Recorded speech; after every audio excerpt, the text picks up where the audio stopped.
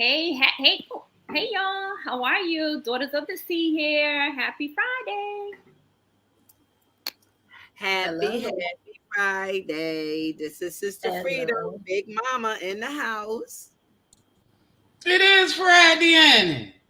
Oh, well, welcome, welcome, welcome. We appreciate all of y'all coming in and stopping by to hang out with us tonight. So, I'm Nisha. Yes. And we have a guest here, Kimberly, Sister Kimberly. She goes by the Passport Traveler here on YouTube. I'll let her introduce herself real quickly, and then we'll take off from there. Hello, everybody, and thanks for having me here. I am Kimberly, aka the Passport Traveler, and we're just here to discuss my life in Ghana. Your life in Ghana, girl, has a lot Yep, of people talking. Has a lot yeah, of people talking. a lot of talking. Yes, ma'am. And peace to the chat, those of y'all who's coming in. Othello, Hierophant Cannon, sorry if I mispronounced your name. Sal Ben, I am Cassandra. Who else we saw in here? Angelo. Everybody in Yes. there. Welcome, y'all. Welcome.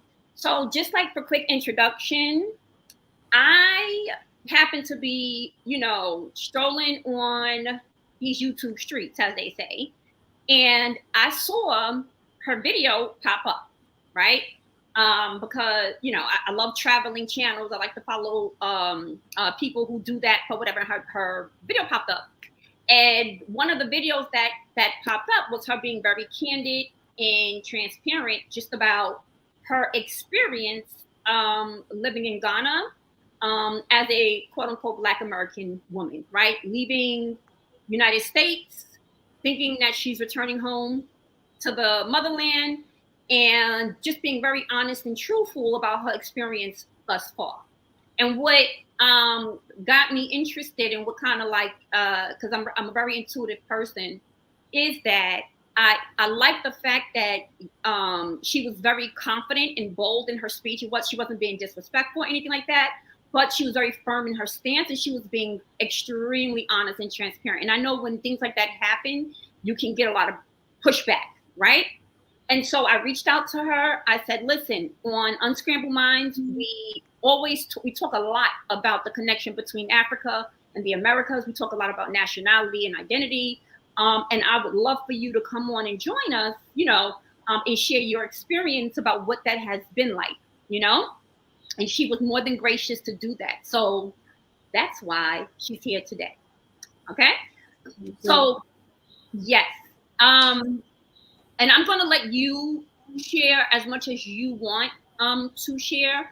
But throughout the stream, I'll be reminding people that her Cash App is in the chat already. I'll put it in again to show support. But we can just start out, right, Kim? I don't know if you want to start from the beginning or the end, but a couple of your videos, girl, has gone viral, right? And Yes. I want you just to talk about however you want to start it. So just if you can talk about like where you're from here in the United States, right? What took you to Ghana, West Africa the first time, and then what prompted you to actually relocate, right, from America to Ghana? Okay. I was born and raised in Detroit, Michigan, and from Detroit, I moved to California. And I came, what got me to Ghana is I was a part of a Sacred Woman group.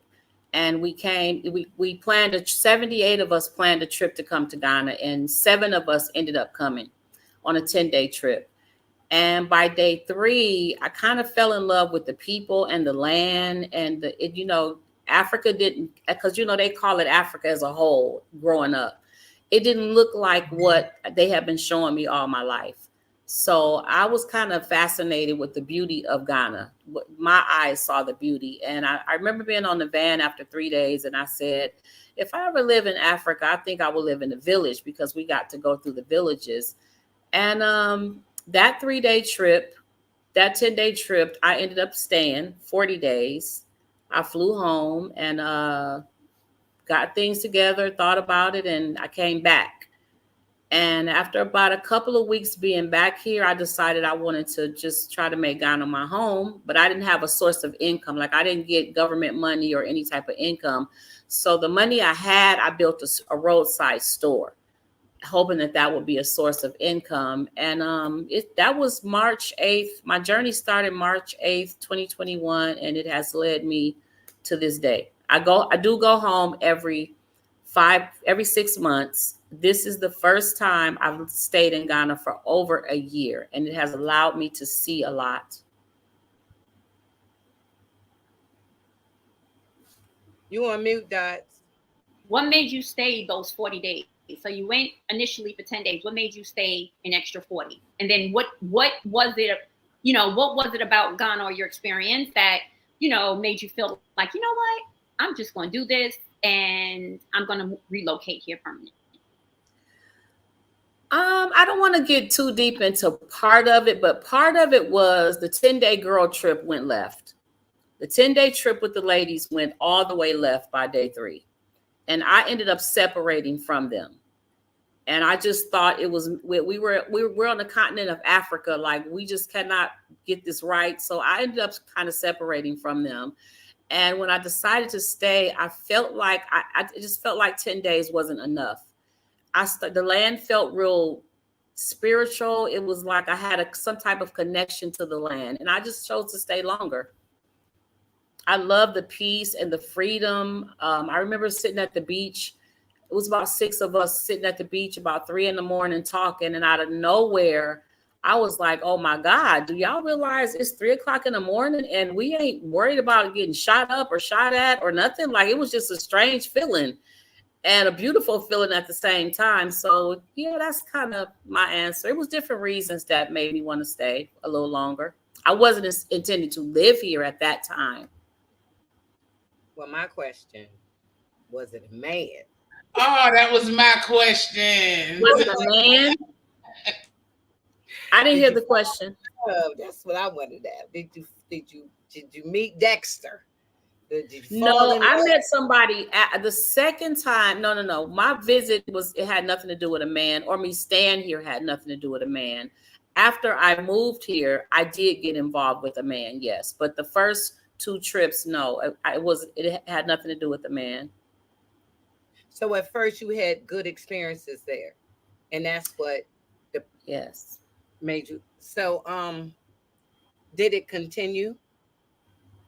The good experience that you had, did it stay?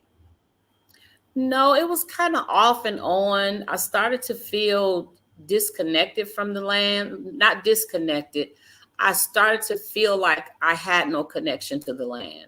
I started to feel like, I remember going to this guy, he's like an oracle, and because I was referred to him, I was telling him that it didn't feel like the mother was hugging me. Like it didn't feel like Mama Africa was welcoming me home. And then he was just telling me, don't worry, you're welcome here. The mother wants her children back, and you're probably going through some rites of passage. And they made every excuse in the book of why I felt just didn't feel connected to the land. Were you treated a certain way that made you feel like that? Was it the people or the land that made you feel some spirit that came over you? It's like this ain't right, or was it the treatment of the people, or because it's such a difference than America? So at the time, it was the land. It was something about the land that didn't feel right to me. So did you end up staying in the village? I did end up staying in the village, and I absolutely loved the peace and simplicity of living in the village. Yes. You were living with somebody, or you had your own No, place? I had my own house. So I guess it was, how'd you get used to the animals just running around and the geckos and all that on the wall? They don't bother me. I love it. Every day the goats would come in the yard. The little geckos would come running around. The only thing that bothered me was the centipedes and millipedes. I had never seen them before in my life, and they're like this. The centipedes are like the length of a pencil, maybe fatter than that, and I just couldn't. And then the millipedes were about seemed like they were like about an inch wide and 6 inches long with 1,000 legs. It was hard to get used to that. Outfitters. Did you? I'm just curious. Was it? I'm just curious about the animals. They was running around like, cause I be seeing them sometimes called bushmeat. They look like big rats. I wasn't around any of that. I have never seen any of that. I just saw cows and goats and regular pigs, regular animals. So did you develop? I'm just asking. Wait, did you develop relationships with the other African sisters? Yes. Good relationships. I have a few good relationships with the people in the village that I know, but as a whole, the women were not very friendly and nice and loving. No, they were not. And to this day, they're not. What about the men?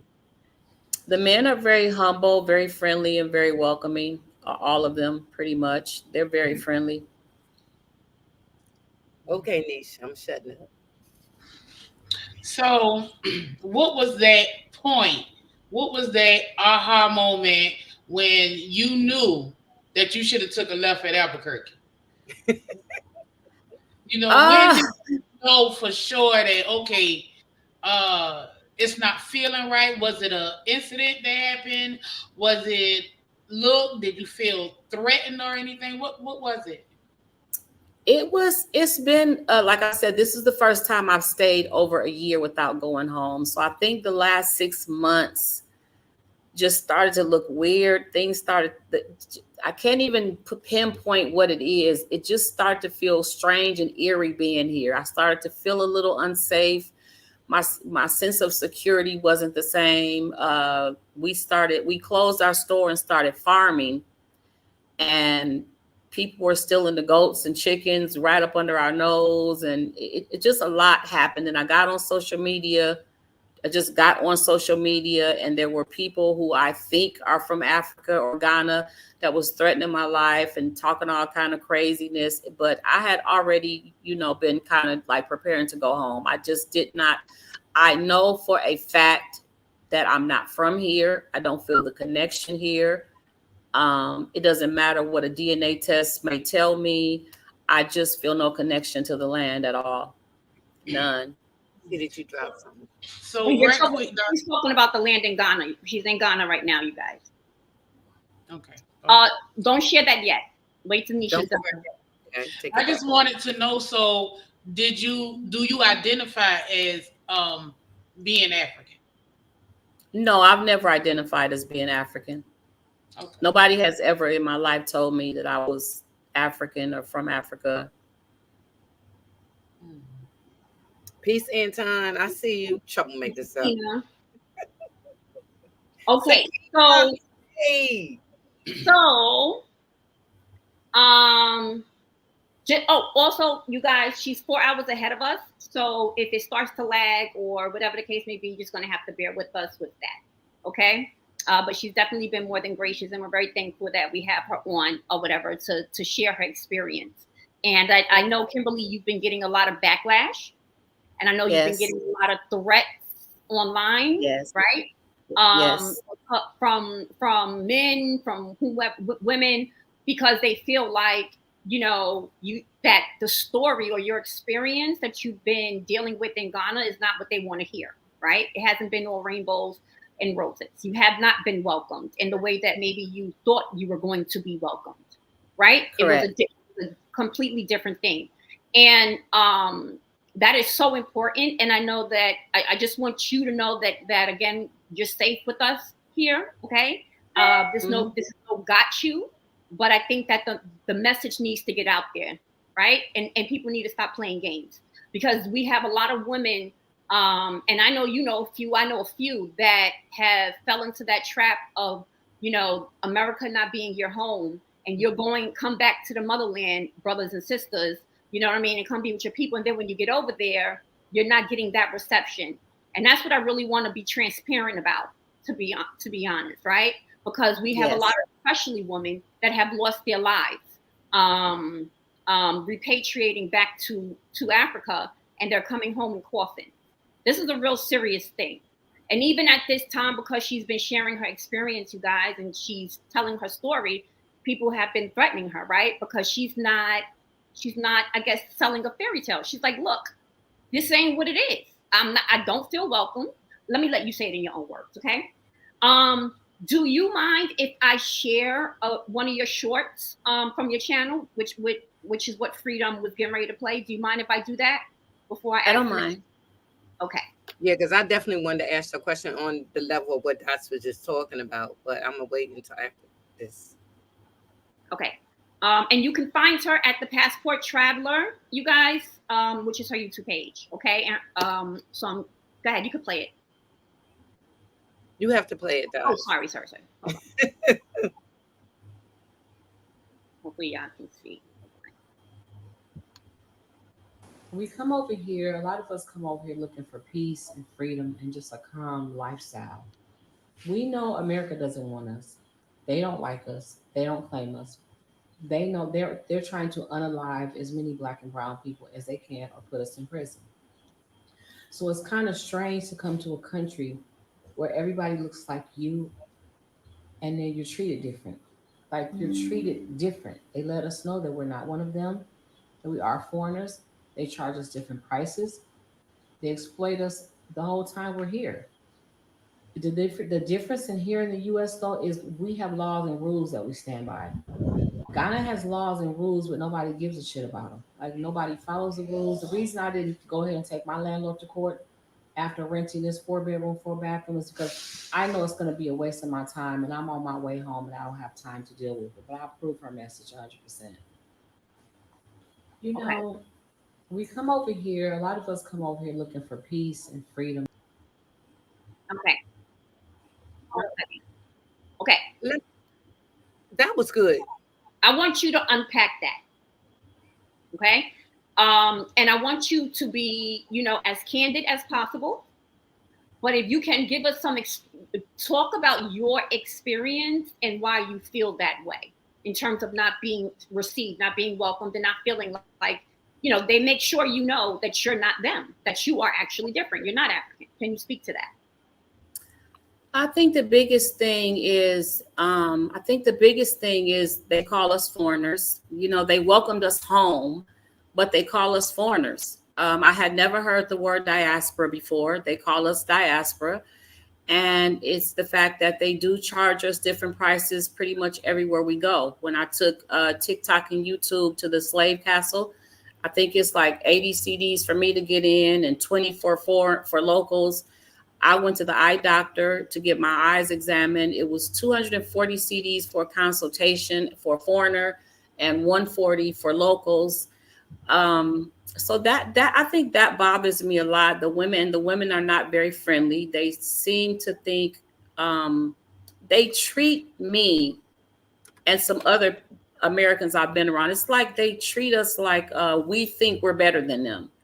And they also seem to feel like they have a right to our money. And if you tell them no, it's almost a sin.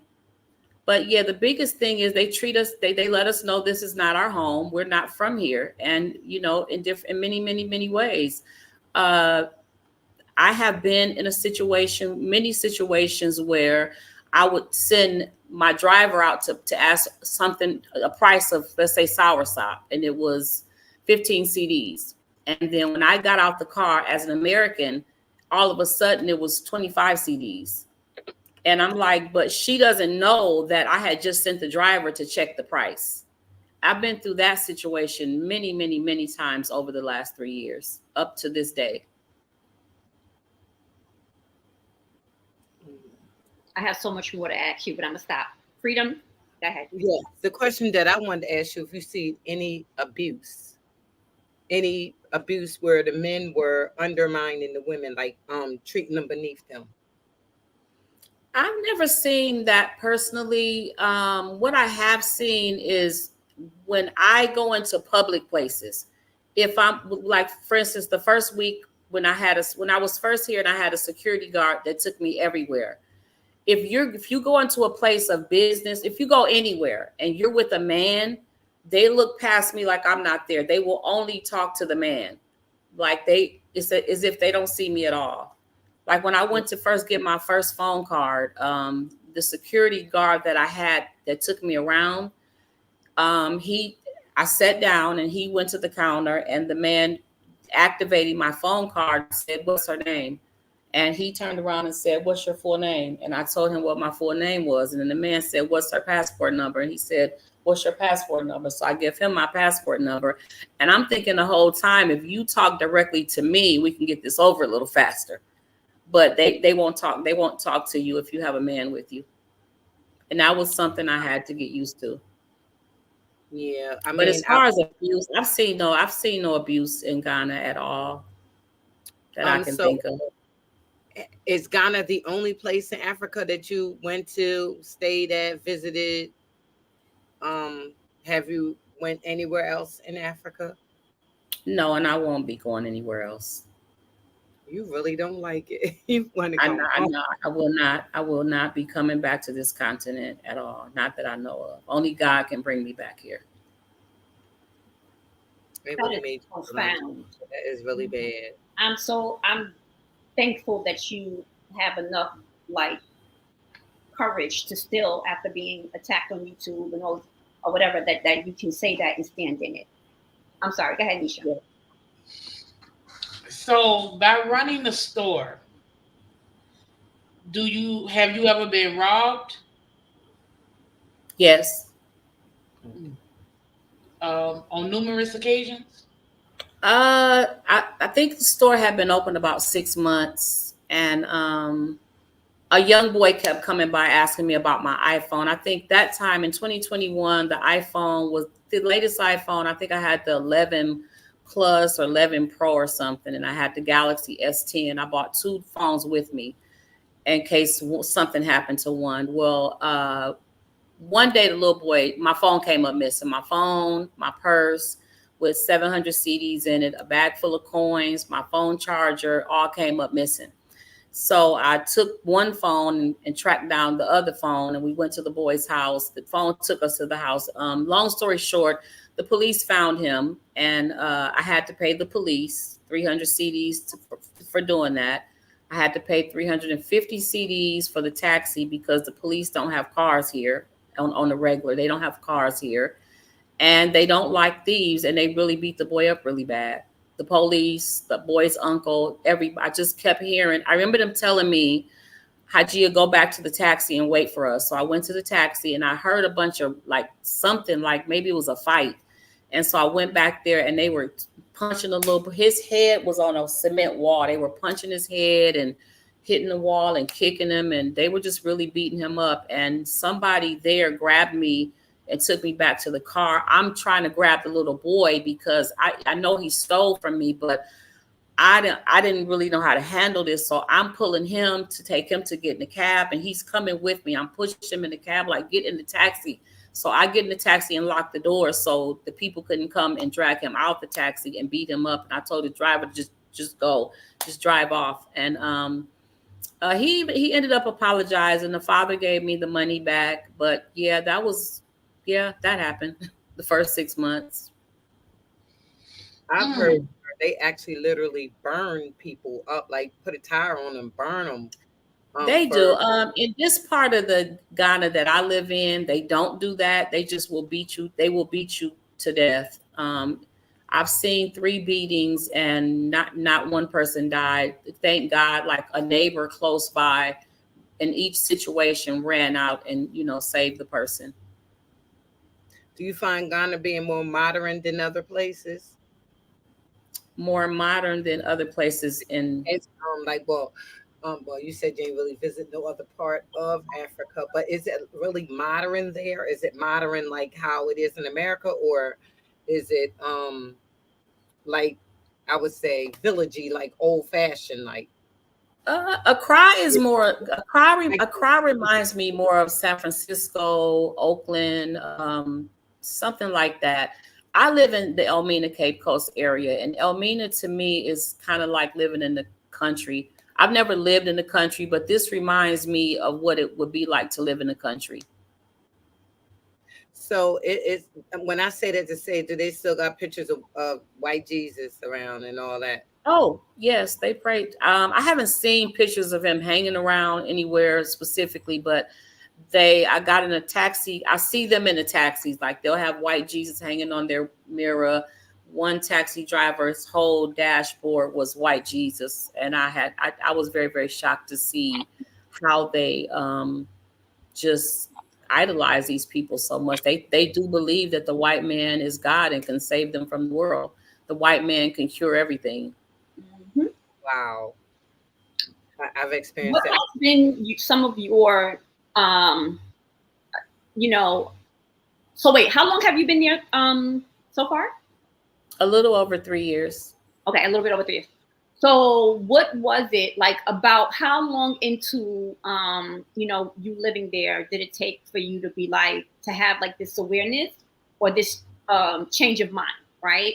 To say, okay, you know what? This is not for me, right? It's clear that I'm not African. It's clear they don't see me as African. What was that? How long, were you living there, and what made you come to that, I guess, like realization to be like, I'm getting ready to leave. I'm going back. I'm going back home.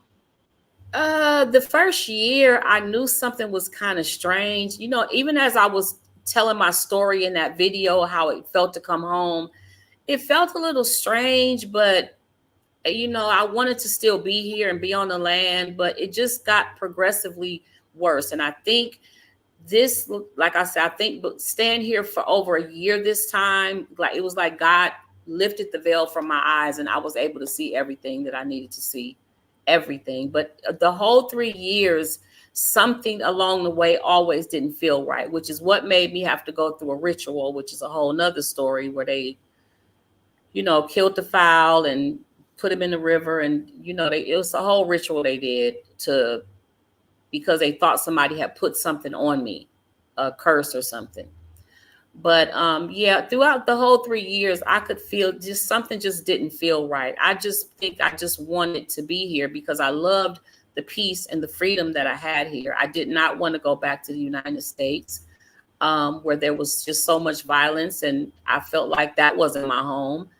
And then when I realized Africa's also not my home, I felt like where do we live at? Like, where's my home? Or God, where's our home?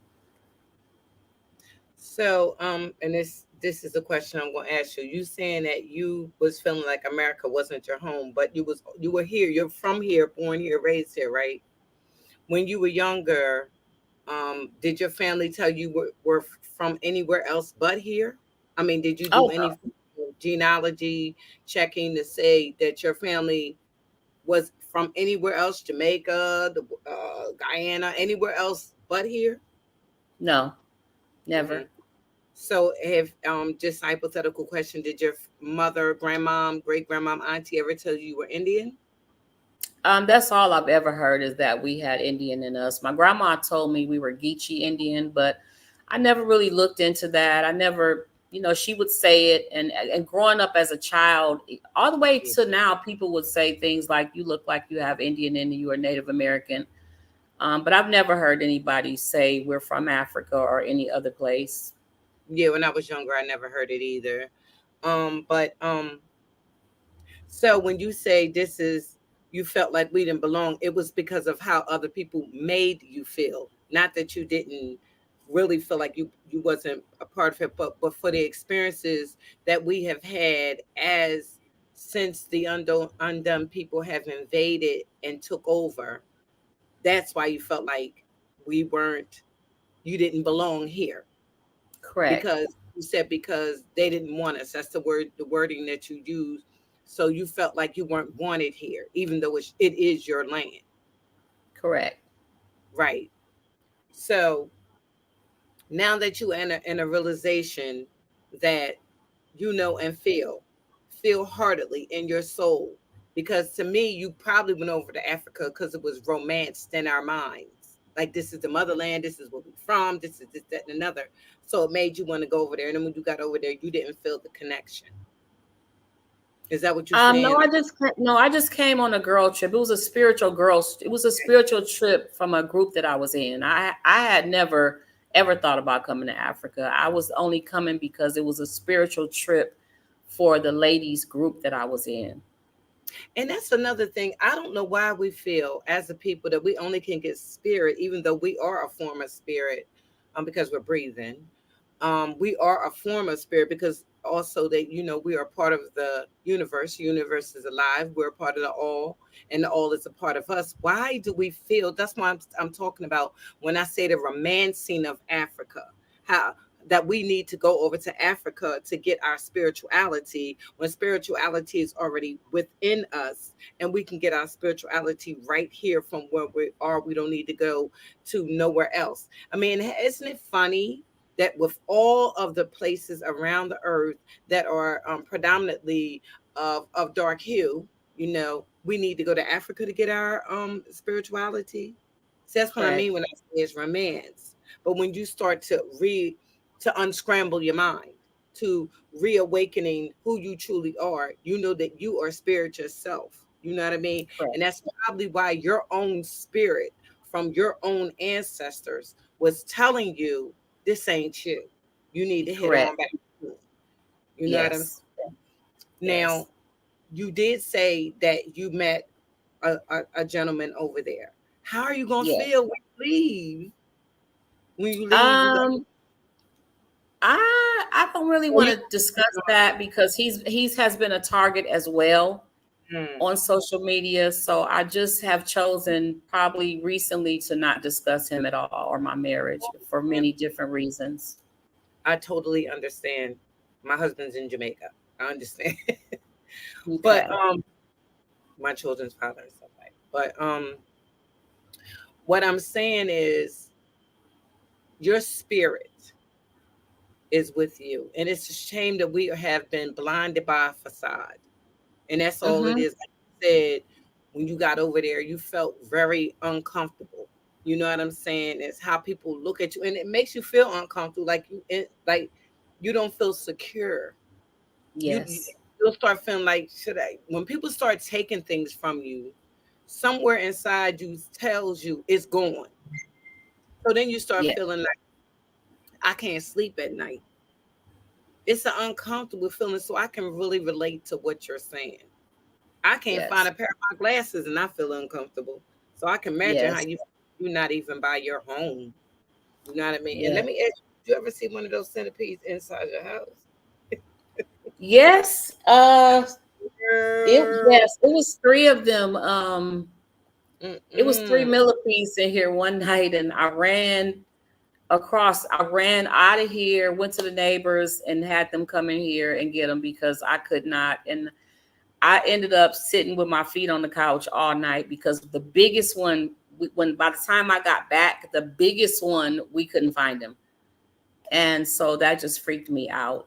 Oh, What I did want to say, I think that I really was upset with myself the last few months because I knew from the beginning of coming to Ghana, I started to feel unwelcome and uncomfortable. It's like my spirit didn't sit right with this land. I didn't feel welcome on the land, but I kept letting people convince me that no, you come from here, your mother wants you home, don't leave, don't leave, don't leave. Everybody was making excuses of why I should stay, even though I knew that it was time to go. I knew it was time to go. I knew this wasn't home for me.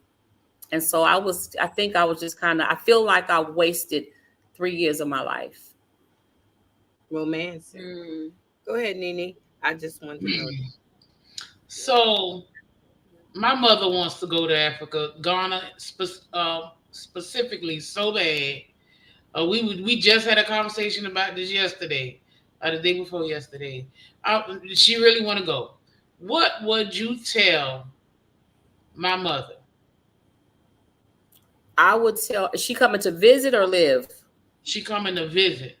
Oh, she could I was gonna say I would tell her to do just that. Come and do her visit, get to see this for herself and leave. That's all I can say. I don't want to make decisions for people, but I do recommend if you want to come forward.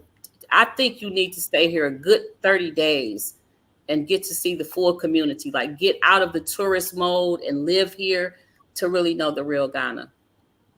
I wouldn't recommend anybody moving here. Me personally, I wouldn't. Unless you're coming knowing the truth. You come here knowing the truth that you might not be welcome, They do want your money.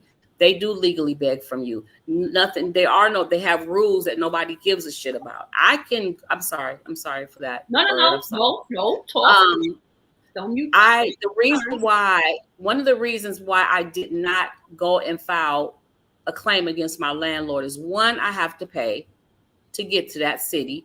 Two, I have to pay the people. Three, what can happen is my landlord can easily go down there and offer them X amount of dollars to say I lost the case and the case is over. So it's really no point in me going to file a claim. And then I don't plan on being here. I don't plan on being here long enough to see it out. So at this point, that's the reason that he'll get away with what he did to me in this house. I feel for you, sis. Yeah, and it's unfortunate, but it's the reality. And Yes. you've been saying a lot of profound, things when you were just saying, just that piece of, sort of, I think Freedom mentioned romanticizing, right? Or getting in that trick bag that, your happily ever after belongs to that continent or whatever, right? And then you get there and reality smacks you in the face. You know what I'm saying? Can Right. you speak to, well, I have two questions. The first one is, like, if you can just go into a little bit further detail in terms of like how the relationships have been going, or how you've been received by the Ghanaian women, just for those who are coming in into our stream now, has it been that sisterly welcome, sister welcome back home type thing? What has that experience been like with the women? It's been awful for me because I'm not able to connect with women. The women, like I said, they're very mean. They're very nasty. I do have a few women that I'm close to, but as a whole, going into the market, walking down the street, different things like that, they stare at you, openly stare at you. They're very, when you go there, they have no customer service skills. When you go there to purchase something, they don't greet you. Like I was saying, as an example, I can walk up to your store right now and you will just stare at me like this. And then I will say hello, and there's almost nothing. Or they'll be like, hey, hey. And then I'll say, would you happen to sell it? Do you happen to have a cheese grater? They won't say anything. They'll just turn around, go get the cheese grater and say, here, that's it. There's no talking. Their face is always scrunched. Their face always look like they smell something. That's how all of their faces look. Like 90% of the women I see anywhere, always for 3 years. For 3 years. So, and Yeah. I think that's important, right? Because, oftentimes people will just, oh, you don't know, she actually lives there, right? So technically she's a primary source. You understand, right? That Yeah. will trump. She's a primary source, and she trumps anything that any guy strong book will say. Okay? The books are the secondary source. She's the primary source. So Yes. to be honest, right? So she's the expert of her own experience. And she hasn't been there for 3 months. She hasn't been there for a month. She hasn't been there for 8 weeks. She's been there for 3 years. Facts. Right? That's really, really, really important.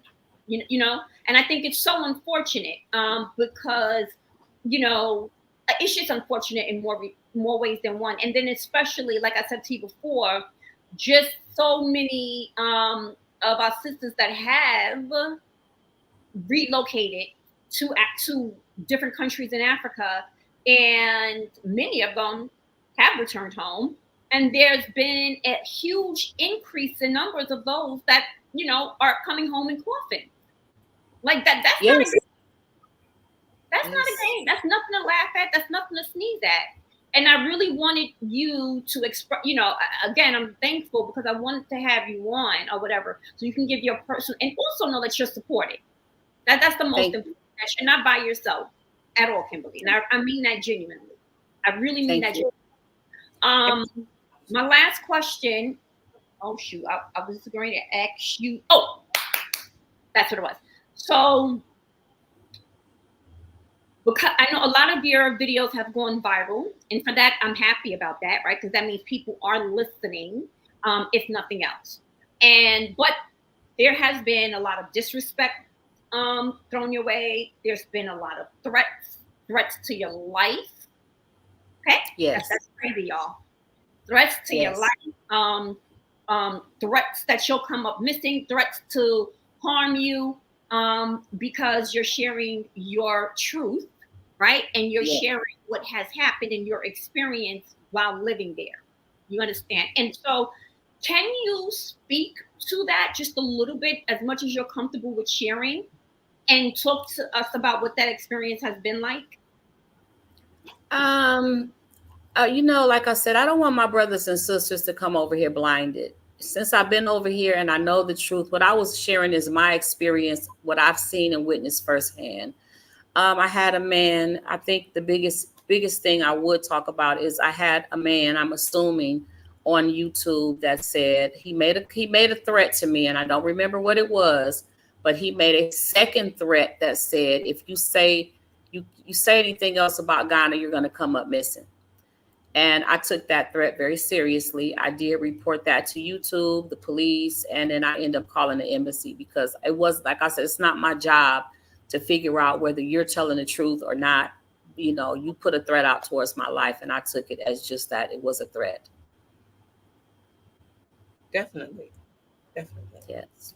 I Now, made excuses for the women. Like I would make excuses for the women not being nice and always being mad and angry. I thought, they get up in the morning, they put this thing on their head, they have children on their backs, and they walk all day and they hustle and they work. And so I thought, maybe that's why they're so angry and bitter. It's not because people would say things like they're jealous of you. They're jealous because you got one of their men. I never sensed that. I never sensed jealousy from these women. They're just nasty people. But I thought, if I had to carry a baby on my back and walked all day, then go home and cook and clean, maybe I wouldn't have nothing to smile about either. So I don't know if I was right to make excuses up for them or not, because they're very nasty to me openly. and let's make it clear that because I don't want nobody saying that we hate Africa. The issue is this is the reality of what Africa is like. Versus we have our bad things over here, but we're talking about a different place. We're talking about Africa, and this is just how it is. Frankly, to be honest with you, Sister Kimberly, I didn't expect you to say anything different from just my experiences with my associates that are African and the stories that they tell me. I didn't expect you to say anything different. You know what I mean? What you're saying now is what they actually say themselves. And I probably would have made excuses or said I can understand them being angry too. I really get a lot of them not having no respect for the female entity, the men. But I see that what you're saying is exactly what I expected. I wanted to ask you, do you mind taking a few questions from the chat? I don't mind. Okay, let me drop the link. But at this point, can I turn off the camera? Absolutely. Okay, thank you. Oh, and also, I know, Kimberly, you're coming back home. You don't have to give the date or anything like that, but you are coming home soon. I'm gonna put her Cash App in the chat again, and if you guys can, please show support. She definitely is gonna have to start over when she comes back to the United States or what have you. So if you can, please, support the sister. I would appreciate that. D, I dropped the link because I seen you wanted to ask a question. Hopefully you can get on. Hawkeye, you know what? I'm just gonna say that about you. You crazy. He hit me. Yes, Indian. Indian, thank you for that. I can't stand him. Please hit the like button. Hit the like. Oh, Zena is back. Please, Jesus. Hit the like button and subscribe if you haven't. Can you guys hear me? Hello. Can now. Hi. You're back. What's I want? Yes, I see been looking for you, Zenab. How you doing? Been doing fantastic. I work a lot, man. I'm gonna tell you I have a be at working. How you guys been doing? We're doing just fine. We're doing just fine, man. Oh, thank you for asking. Let me first, if I may say something real quick. Let me first apologize to the sister for such a terrible experience back home. For close to more than 1,000 people that I know that have been back home. This is the first time, maybe the first or the second time I've heard this. But at least I know 1,000 people that have been back to Ghana that have been very positive.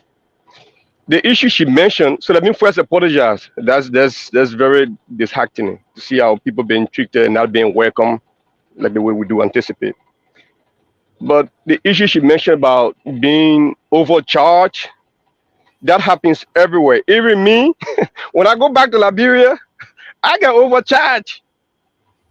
My daughter's mom is Jamaican. When she go to Jamaica, she gets overcharged. The overcharging thing is everywhere. You go there, you speak, you sound a little different since I've been here a little bit longer now. I still have my Liberian accent, but people can sense that I'm from the US when I go back home. I left from there maybe more than 10 years now. Sometimes when I go to the market to go buy food or to go shopping, the last time I went was like maybe 2014 or 15, and I was getting overcharged. Like the United States dollars, it get converted to the US dollar. Sometimes if you want the US dollar get converted to the Liberian dollars. Sometimes if you won't use the Liberian dollars, you won't change the United States dollar to the Liberian dollars. And if you now with any Liberian who have been there so long because the rate fluctuate, things prices changes. Even if you are Liberian, I can guarantee you that what you just explained about being overcharged, Ghanaians have been overcharged who've been here so long and go back home. It happening all over the world because they try to profit to take advantage of you. They think you don't know the system, you don't know the causes of things. Mandela mom was just telling me that in Jamaica, she was her fiancé, but the cab driver never knew that she wasn't the one that booked the cab. So she called the cab driver arrived, and then she went and asked the cab driver how much would it cost from maybe whatever she was to go to the city. And then the guy was like $35. This is what she explained to me. She was so disappointed as a Jamaican for being ripped off in her own country after she left for more than 10 years now. So the cab driver said like $50, for example. She said, okay, she agreed because she didn't know the currency. She said, okay, that's fine. But then she was waiting on her fiancé. When her fiancé arrived, he got in the car, and then the fiancé then asked the cab driver what the fare, how much would it cost to go to the city, and he was like $10 because he got afraid when he heard him talking. She was like, but he just told me $50. So the criminal behavior happens everywhere. People try to take advantage of newcomers. So it's not just unique to you as an American. And another thing I want to point out is that even what was it? Even me when I go to Liberia, we don't look at each other as African back home. If I go to Ghana, I'm not gonna be identified as African. We just know each other as black people. We already know from Africa. It's that you in America trying to identify as an American in America. We don't do it that way back home. You go to Africa, everybody already know you're African. Just that sometimes people go to Africa, they act a little different. They kind of like carry themselves a little different. So that can be shown most of the time. But when I go to Ghana, Ghana not going to treat me different like I'm African or I'm American. That is just like natural of us to just know who we are. Like I'm trying to explain. But I mean, it's very disappointing the way she was being treated, like being robbed and being looked at a little different. And in regards to what she mentioned about the ladies, Africa is difficult. You either get a little bit of money to survive or you are like really, really broke. So just imagine, like she mentioned, people go in the market to go sell, they got babies on their back. We don't have babysitters. I'm from Liberia though, but Liberia is the same thing as Ghana. We don't have babysitter where you go drive your kids a babysitter sometimes. They do have it, but it's not for the average person. It's for people who can really afford it. So most of the people that do the little selling around to survive, they put their babies on their back to go sell. Just imagine how tough it is. And they carry things on their head to just to get the daily bread to eat on a daily basis. So imagine you have to go through that all day. You're not going to be the happiest. So I really think I do appreciate the fact that she could sense that in them. She was like, perhaps it's because of what they go through. Because I don't want to go through that all day and come back and just be smiling. But for the most part, I mean, Africa is still the motherland. It's just very unfortunate that you had a bad experience. Do you And all I can do is apologize. I'm not trying to provide excuses, but it's obvious that some of these things happen. That you are. all right. It's your Kimberly, money. you was gonna say something? It's not I was everyone's gonna money. say, first of all, what I did want to say is Africans do treat each other different. I've been in Ghana long enough to know that they treat the Liberians different. They treat the Nigerians different. I've been here. I've witnessed it. Second, I've been to Canada, Mexico, and a lot of places in the United States. And I'm not saying it doesn't happen. I've never been anywhere where they openly had different prices for foreigners and different prices for locals. I have only seen that in Ghana. I've never seen it in Mexico. I've never seen it in Tijuana, Rosarito, Ensenada. I've never seen it in the United States. I heard they do it at Disneyland or something like that. But in Windsor, Ontario, Canada, I personally have never seen anything like that until I came to Ghana. As far as the ladies having, as even me making excuses for them, here's how I feel about it.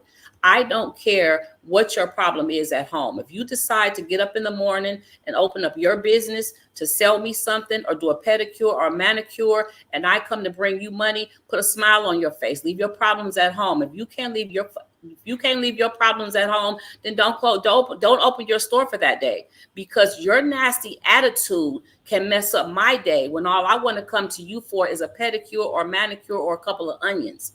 Stay home. If your day is that bad, stay home.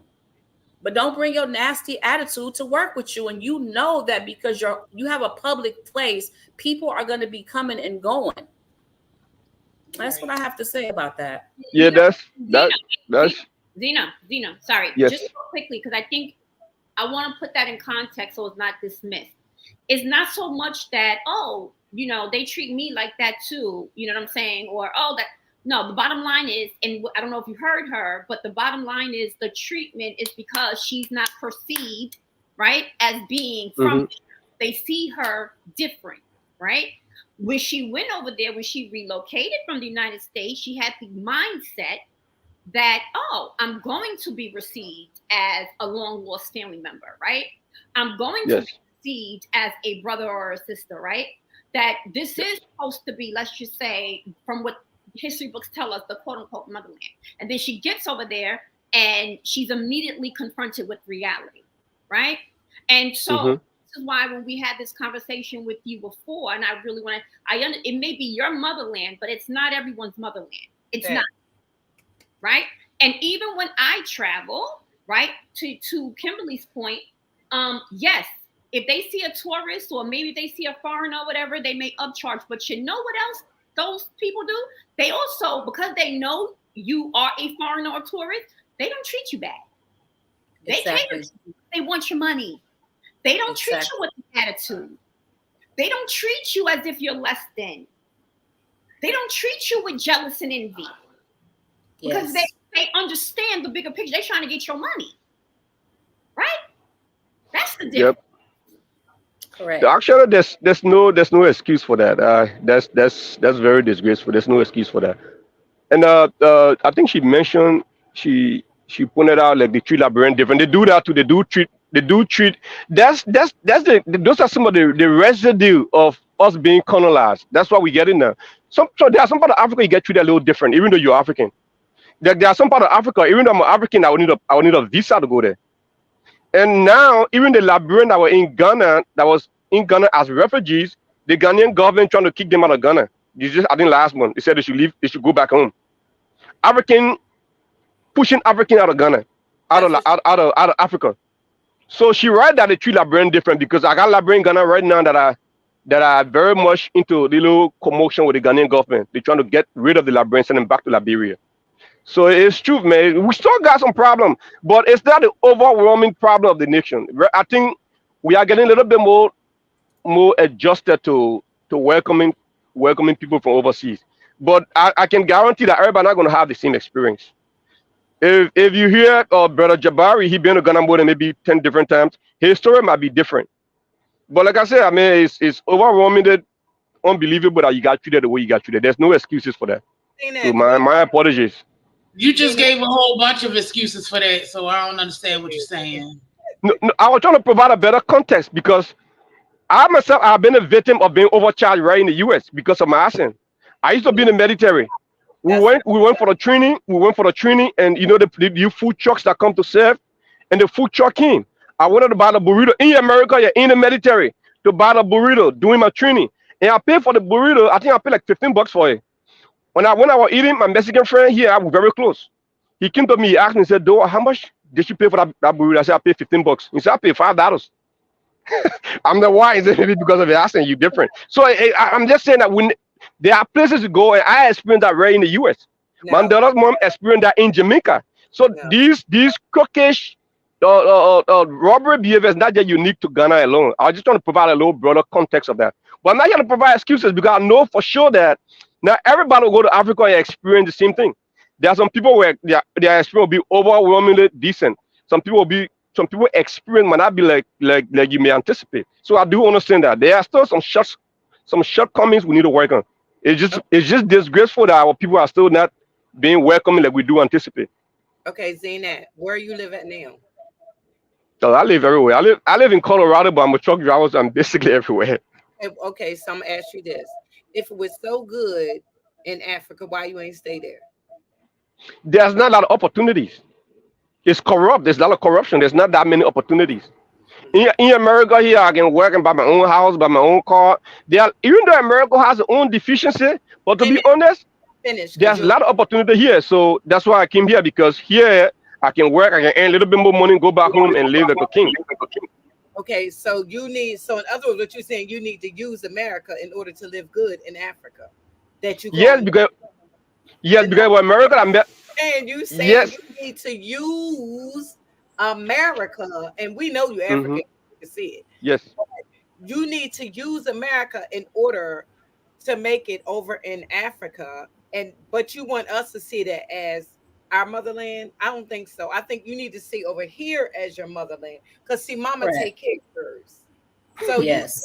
that's that's that's Yes. that's reasonable. it. That, So you need no. I that's a just reasonable.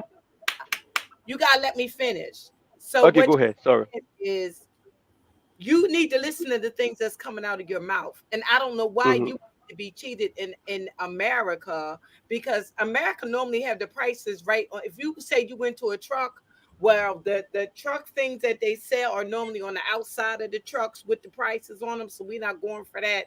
And my family from Jamaica too. hmm So what I'm saying is their prices are just high, and they ain't overcharge nobody just because you knew.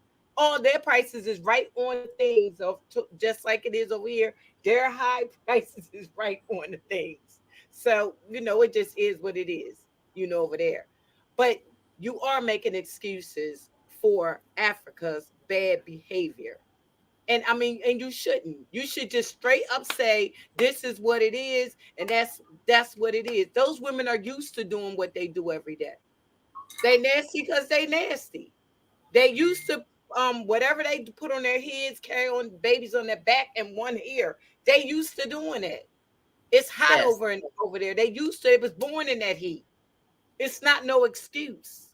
But I just feel like when Africans don't admit the truth like you're doing right now, that you need to use America, get their money, the opportunity is here, and then take it back over there to live good. I don't know where the mama land really is, because that sounds like Big Mama over here. Okay, that Yes. part. Yes. Let me clarify if I may. Let me One clarify. second before you clarify. Yeah. Hold on, Okay. because I just getting in. Peace, Hey, and boss. peace. I have to go pretty soon, so I did have a question. I wanted to know, Kimberly, do you feel like you came in with a preconceived notion because of the slave trade that you would be received as like a returning sister that returned to the land because of the slave trade, and do you believe that the people over there see the history the same as we see it, or maybe that the slave trade is something that's big over here and not even something that they're looking for of missing family members that have been stolen? I wasn't expecting anything when I came to Ghana. Like I said, I was just coming on a spiritual trip. I knew nothing about Ghana. I didn't even know the transatlantic slave trade had taken place in Ghana. I just knew it was Africa. So I had no expectations of Ghana. When I got here, like I said, I came here. The men were very welcoming. We were just mostly always greeted. Everybody that greeted us were men. Like thinking back, like no women ran up to greet us. It was always men everywhere we went. So I had no expectations in the beginning coming here. I had never heard anything about Ghana. I think I had vaguely heard like I said, on the TV where Ghana was, some country was welcoming us back home, but I don't think I knew that it was Ghana. As far as them being over here and living over here, they don't know our history. A lot of them don't know about the transatlantic slave trade. A lot of Wait, these say that people again. have never, Say that they again. have Whoa, never, whoa, whoa. they don't Kimberly, know. sorry. Oh, you cannot walk past that like that. Repeat, rewind, rewind, and say that one more time. Okay, a lot of them don't know about the transatlantic slave trade. They don't even know, they don't know what happened. They kind of vaguely have heard about it. And this is just a few people I've spoken with being over here, but they definitely don't know what happened after this, the people crossed the water. I didn't know, my husband didn't know. Like I said, I'm not going to discuss him, but I got to say this. Last week it was a week where there was a lot of movies on, like Mississippi Burning and just different black movies, and he was very shocked to see what happened to the people once they got across the water. Like, he had no knowledge of what happened to them. He had never been into the dungeon, any one of these slave dungeons ever in his life. Had never, ever. And it's a lot of people I've met that live right here in the area of the last bath where I took the TikTok to, the Elmina slave dungeon and the Cape Coast slave dungeon. There's a lot of people who live right here that has never been inside ever, not on a school field trip or nothing.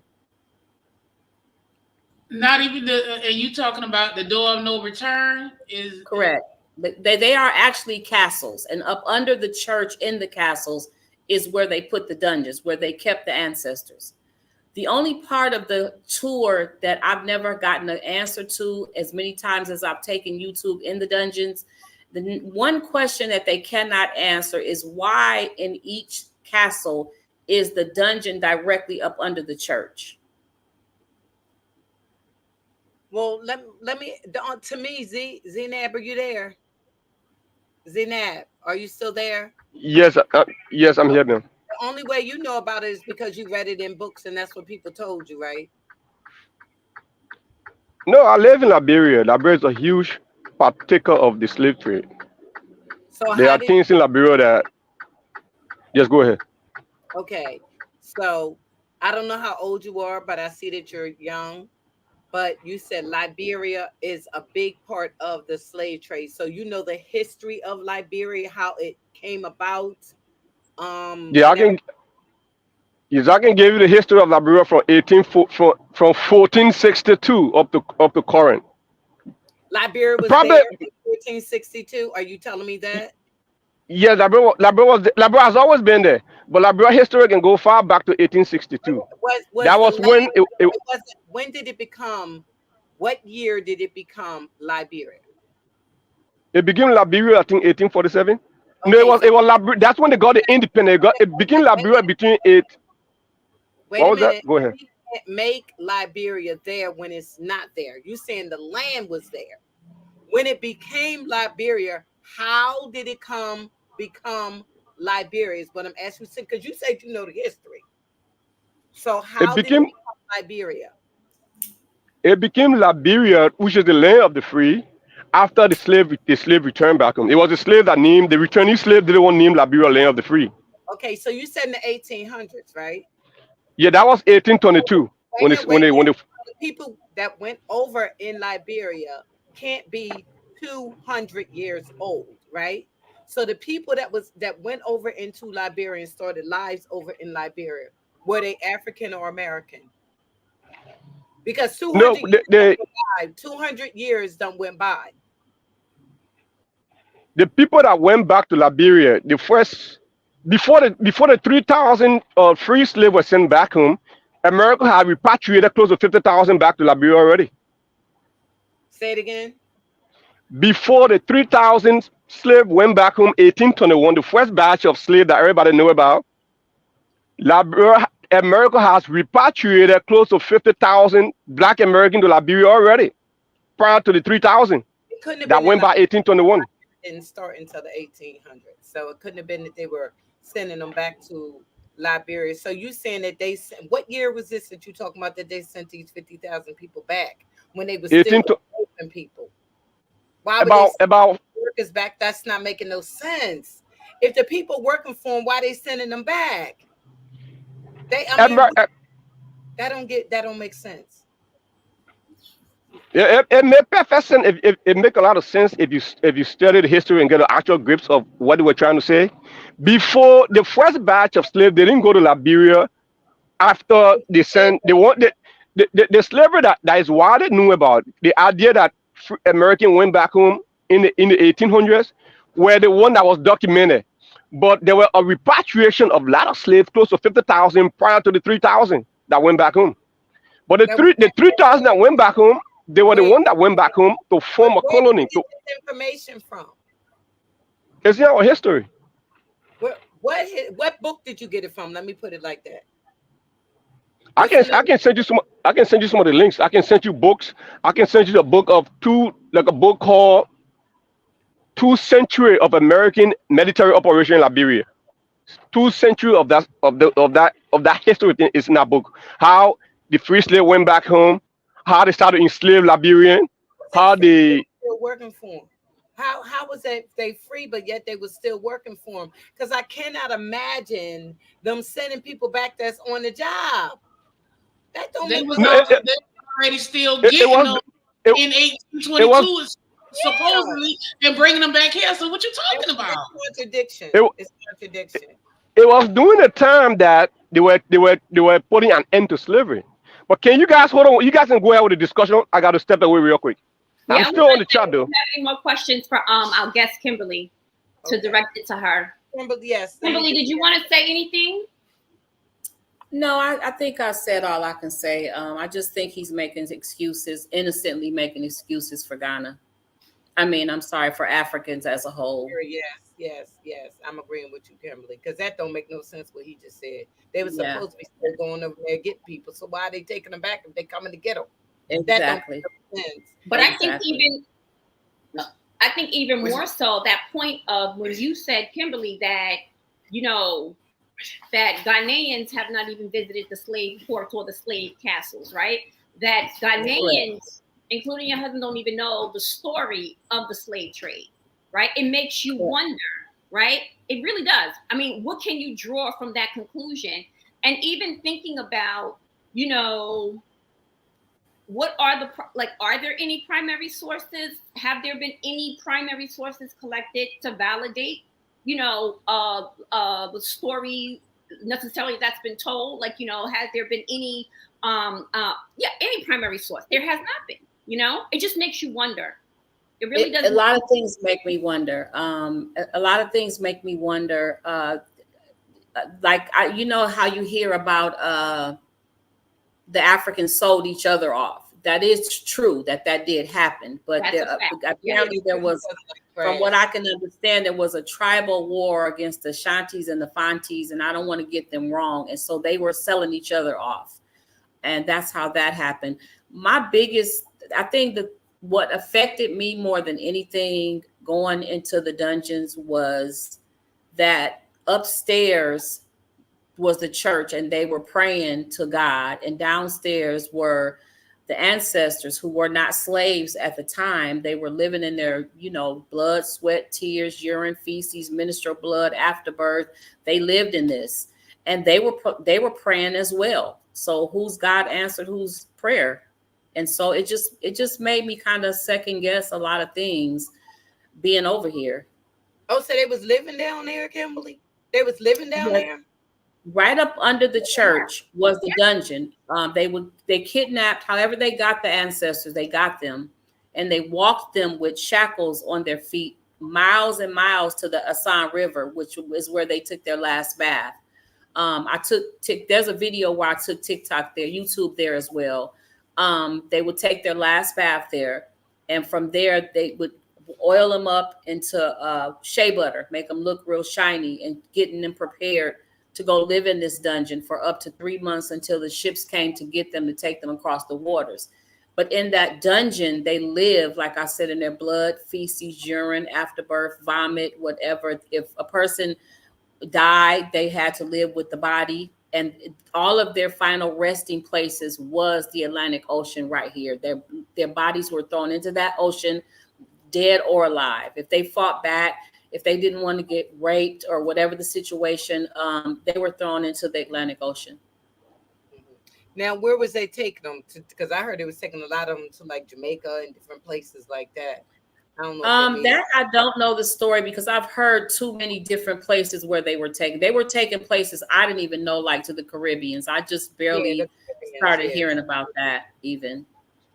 And wow. So you saying the Africans was doing this? The other Africans were doing this to Africa. Yes, correct. According to them, according to some Africans that I've spoken with. Well, I can imagine that, but yeah. Mm. Can I say something? hmm I'm not really trying to provide excuses for Ghana mischievous behavior towards Black American that goes back home. I'm not trying to provide excuses. I was just trying to provide like a clearer context that some of these things that she explained is not just unique to she alone because people go, that happens to a lot of people around. And I also do apologize because that's the least thing I expect for Ghana to do to Black American that goes back home. Because Ghana is like the heavyweight when it comes to wanting African to go back home. Ghana is a heavyweight when it comes to that. So with these type of stories coming out, it's not something I would sit there and provide excuses for. I hope the Ghanaian government can hear that and readjust. And the issue about African not knowing what about this the Atlantic slave trade, there's a lot of Africans are ignorant of their history. A lot of black people in general, even in Liberia, we that know a little bit about our history, we were those that went looking for it.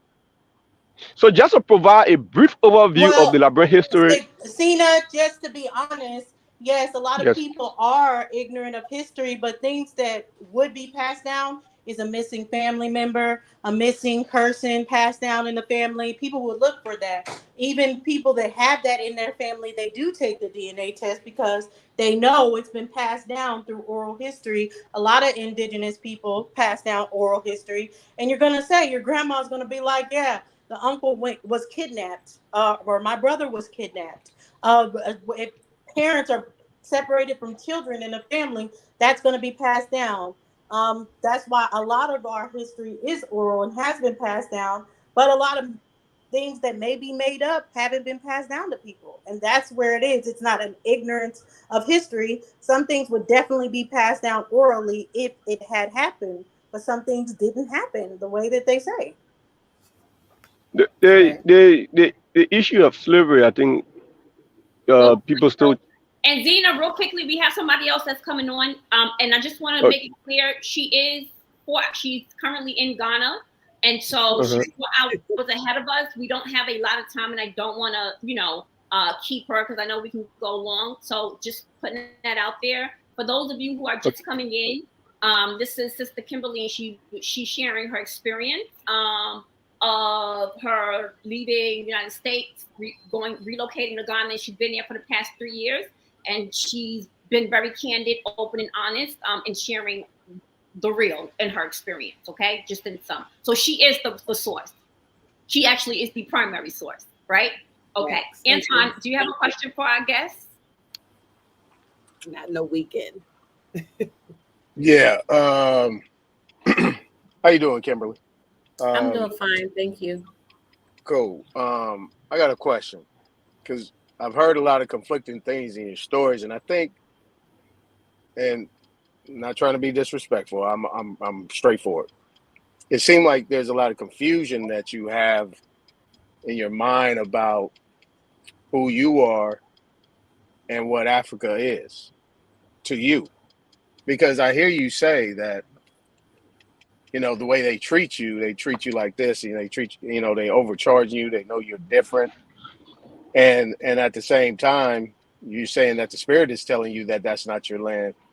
But when you're talking and you're explaining it, you're still explaining Africa, Ghana, or something like that. You're still calling it the motherland. Now, I'm pretty sure your mama didn't treat you like that. So, my question is one, do you still feel like Africa is the motherland? And two, um, how are you going to be able to solidify that, knowing that land you call motherland doesn't want you?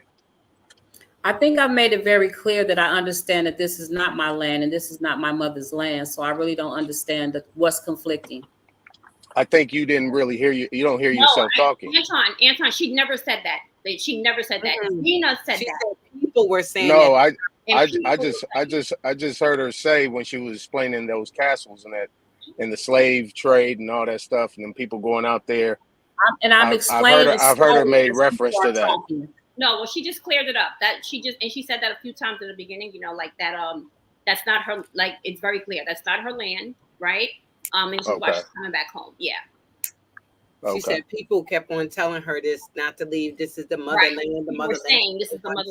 Right. To And keep she her. kept on Oh, okay. telling her to leave, Okay. and she Okay. couldn't. Okay.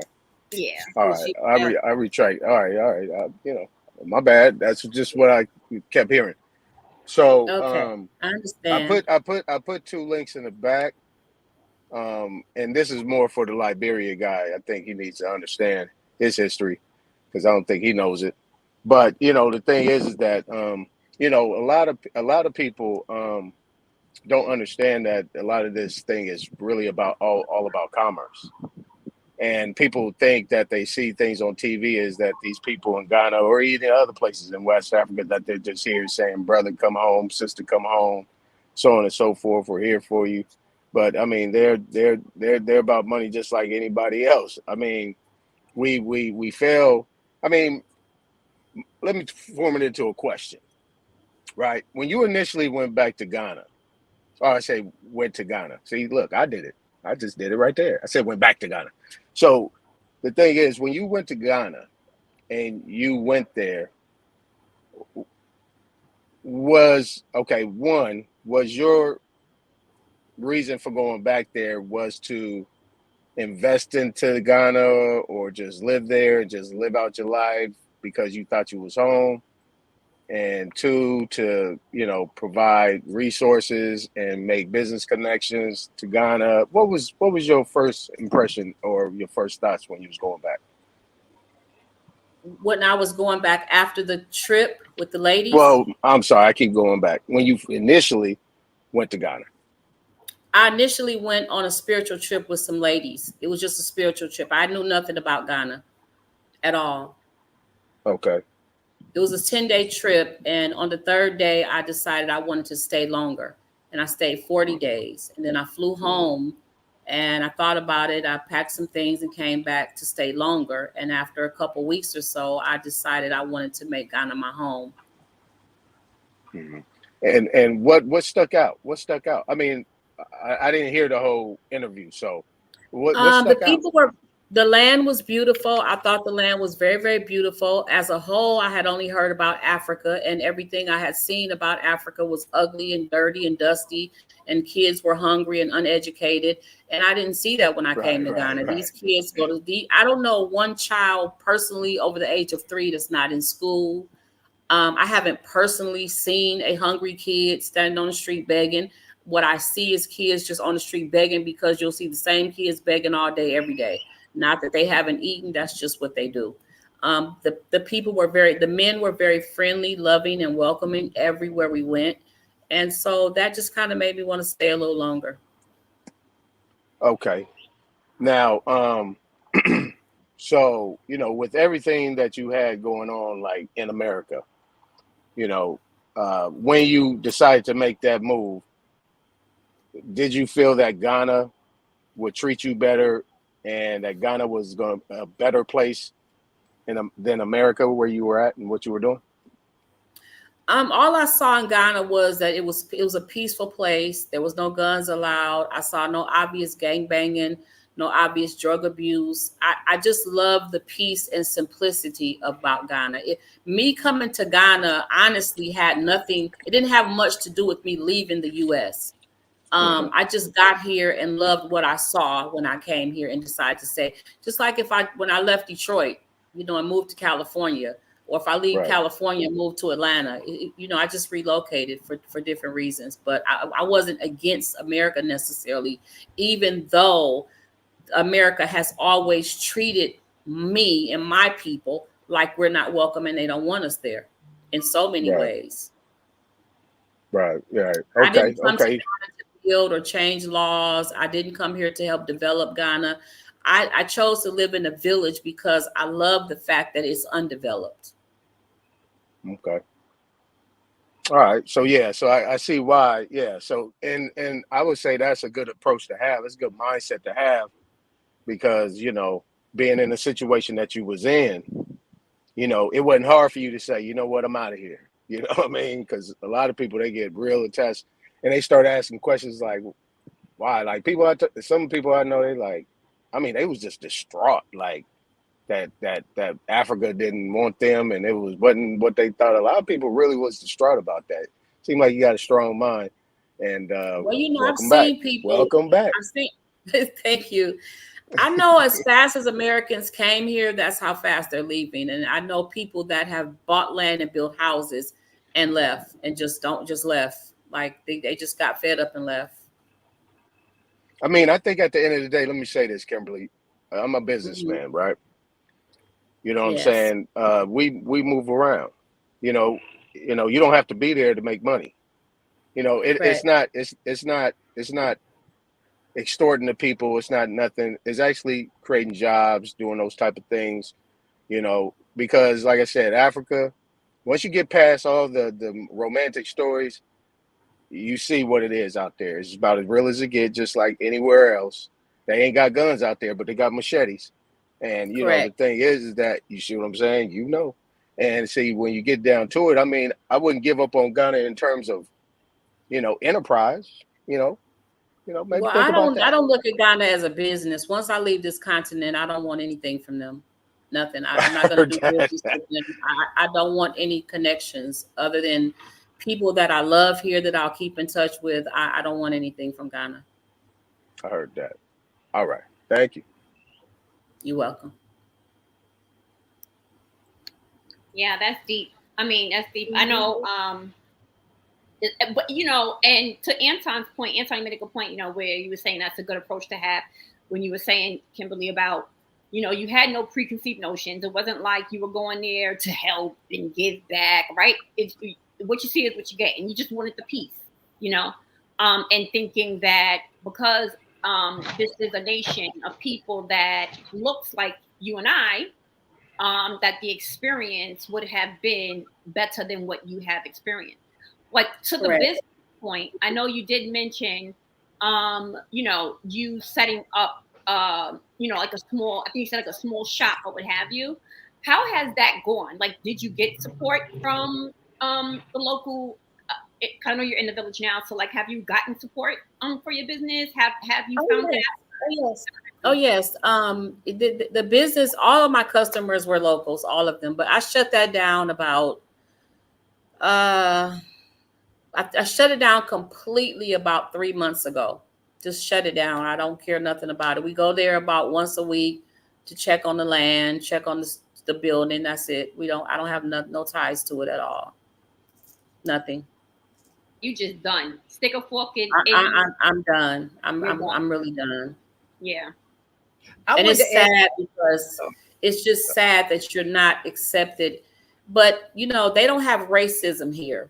What they do is have tribalism, which is equal to racism to me. They're not united over here at all. Yeah, they can't really have racism. Everybody dark. Correct. Right. Right. But I want to ask Anton a question pertaining to something that Zaynab has said about uh Liberia, excuse me. Liberia. Anton, prior he said that there were would you say 50,000 people sent over into Liberia. What year did you say that was? Wade, you said the 1400s. You You know? said like the 1400s, like around the No, 14, no, no, no, no. 1500. Let me repeat what I said. I don't like being misunderstood. I said that prior to the 3,000 free slaves that went back home 1821, according to history, prior to that, maybe between a period of 10 to 50 years, about 50,000 black Americans have repatriated back home. But it was still doing like the post-slave period after slave has not totally ended yet. But after slavery got abolished, it was when they sent the 3,000, around 3,000 in 1821. So the 50,000 were prior to that. I said Liberia history go back to the 1400 when Liberia was called Green Coast. It was the Portuguese that named Liberia Green Coast. I think I think it was the Dutch or the Portuguese. It was 1461. So that's why I told you earlier that I can go back from 1400s, from the 14th century, from the 1400s all the way down to current. And the brother Okay. said, I don't know my history. So let's go through that. Let's see who know that history or not. Okay. I don't know what you're talking about because and during that time they was going over there getting people. Am I correct to say that? Anton supposedly they were going over and getting people. So now this I'm saying supposedly because the whole thing sounds discombobulated to me. But why would they be taking them back over there if they was coming to get them? Does that make sense to you? Or I mean, Listen No. to me. America, real quick, Hold on, hold on, America hold on, was hold on, hold on. Let me clarify because thank you're doing a lot of you're guessing. Basically, you said history, which is good. The way history tells it, you see what I'm saying? That's good. That's what you read. Now, I'm not gonna go too deep into it. I think what what both of you guys might do, you had an experience. You might want to subscribe to legendary Big Chief Top Cat. He go into this a lot. He got the BCU University, BC Big Cat University. He got website, everything. He goes into a lot of that stuff. But let me give you the overview. See, I'm kind of like history 101. okay. I keep it simple and basic. Now, yeah, whenever if they want to pull up the link, we go over it real quick. It's just real brief, and I'm giving you some basic Wikipedia stuff, right? But the first couple paragraphs tell you everything. But see, the thing is, that was part of this historical. I think it was this. It's like this African society, historical African society, something like that, right? That was done by Paul Cuffey, right? Paul Cuffey basically created this thing during the American Revolutionary War, and it was a ploy within the 13 colonies that they had came over here and they was granted areas to do their business here and set up after they was ran out from Europe. And what happened is that, and well, later during that time they actually ran out of West Africa too as well. So that's another story. But the one thing is that when you look at it, it wasn't repatriation; it was expatriation, right? These were actually original Americans here that were convinced to, how do you say it, populize Liberia. And when you look at the link that I sent, basically it was like over 3,000 people. It was only like about 3,000 some people went. You know how many survived? 1,800s. Half of them died on the way. So if that was a place that they actually originated from, why are they dying based on the elements? It wasn't their homeland. So when you look at it, Liberia was created in the 1800s. I just went through while you was talking. I was doing my research. I was just pulling quick stuff, and it pretty much I said Liberia in the 1500s. What they mentioned was Portuguese. They mentioned Portugal and they mentioned France, right? So that tells you right there that's a lie. Now, but I couldn't find anything else.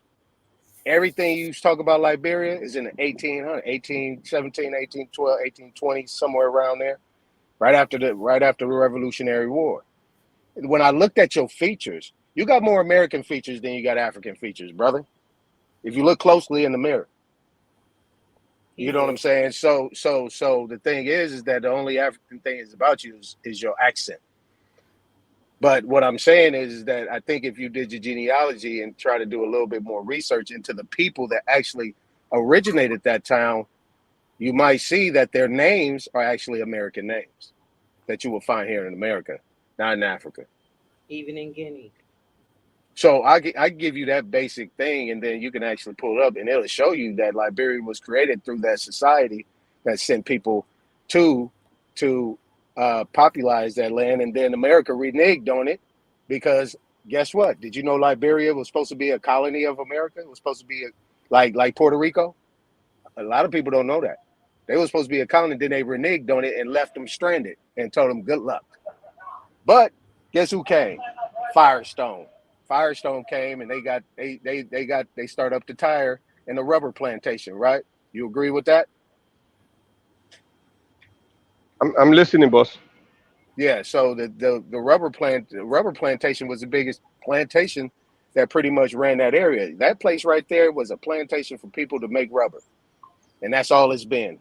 That was there for eight. They had 100-year contract from that time, all the way up until the 19 teens, and then the Great Depression came, and then they really just backed off. You see what I'm saying? And they left y'all there. That's why it is what it is right now, and that's why it ain't, there's that's why people like you know, your generation is like, man, we out of here. Because before then, it was hard to get people. You know, it was hard to leave. You know what I'm saying? So America. can I ask you a question? Yeah, go ahead. So you telling me that there were nowhere called Liberia. Liberia did not exist prior to the return of the free slave. Yeah, because in the link, it'll tell you actually what that land was. That thing was below water. That thing was underwater, young man. It was a I don't, marsh. It's like when you got, you know, when malaria and all that stuff hit, and you know, it was uninhabitable. That was the I don't setup. know what you. This was the ploy. They had so many ploys to try to move us around to kill us. I mean, unalive us. I'm sorry, to get us up out of here. I mean, to get us up off that land that was there. I mean, I know So it's a stretch your mind, young man. You ain't got to believe me. Just fact check it. so if another question. So if Liberia was underwater prior to the return of the free slaves, that means Liberia did not partake during slavery. Absolutely. Oh man, I don't know what you're reading, but you are clearly exposing. I don't know what you've been studying, bro, but you are clearly exposing your lack of knowledge. You are clearly telling me that you are I reading have a something question. other Wait, than the Liberian history. listen. 1 second. You, Again, yeah. remember, she's gonna have to leave shortly, Yeah, right? that's why I said let's just hold off But on that. You want to hang Zena, around? You my hang only around. question, Zena, Can I? Yeah, my Yes, only let's keep it to Zena, Kimberly. Zena, my only yes. question though to you is, what was the name of Liberia before it was called Liberia? The name of Liberia before it was called Liberia was called Green Coast. That was the name given to Liberia by the Portuguese and the Dutch, And so what is the and that was in 1461. so right, so like, okay, so I'm trying now to figure out what is the, okay, so like, what is the confusion, like where are we getting the blurred line? What is I the think the confusion is the brother just stated that Liberia did not exist prior to the return of the free slaves. So if Liberia did not exist prior to the return of free slaves, then how were they sending people there? Doesn't that supposed to Because they just wasn't tell you that slaves. I think I understand what he's saying. He's getting the, stuck on the, I guess what he's saying is that there were people there and there was land there, right? Prior to anybody coming back from America going for to. hundreds of years, for Okay. hundreds of Point years. taken. Point taken. But Let's move on. Let's move on. Does anybody have any more questions for Kimberly? Because she's going to have to go shortly, and then we can continue the conversation. Yes, I got a question for her real quick. Yes. So I know your stay in Africa was very unwelcoming, but overall, why would you grade Africa, like Ghana, on the scale of 1 to 10? And real quick before you answer that, Africa is comprises of more than 50 countries. I don't want your bad experience in Ghana to dictate the overwhelming beauty and the overwhelming decency of the people of more than 50 countries because of Ghana alone. But you can go ahead and answer the question. I can't give you a rating from 1 to 10 because there's so many different parts that I would have to rate, and there's 54 countries on this continent, and I will never visit any one of them ever. Wow. But if you can break down the Tell 1 me to how 10, you really feel. I will. I Tell me mean, how that's you really all. feel, All I can sister. do is tell you the truth. That's just it. But as far as rating Ghana from 1 to 10, can you break that down a little bit? Oh, just on the overall, your overall experience, because I think you mentioned more good stuff than bad stuff. You mentioned the place peaceful. There's no armed robbery. You mentioned how decent the men are. You mentioned the place clean. Most of what you saw on TV, you haven't seen it there during your stay. So just the overall overview. Okay, I'll just say the beauty of Ghana to me is a 10. The treatment of the men is a 10. Um, the government is a minus something. That's the best I can do with that. I don't want to even start saying nothing bad. I'm just over it. I don't know. That's it. I can't. I probably can't answer your question.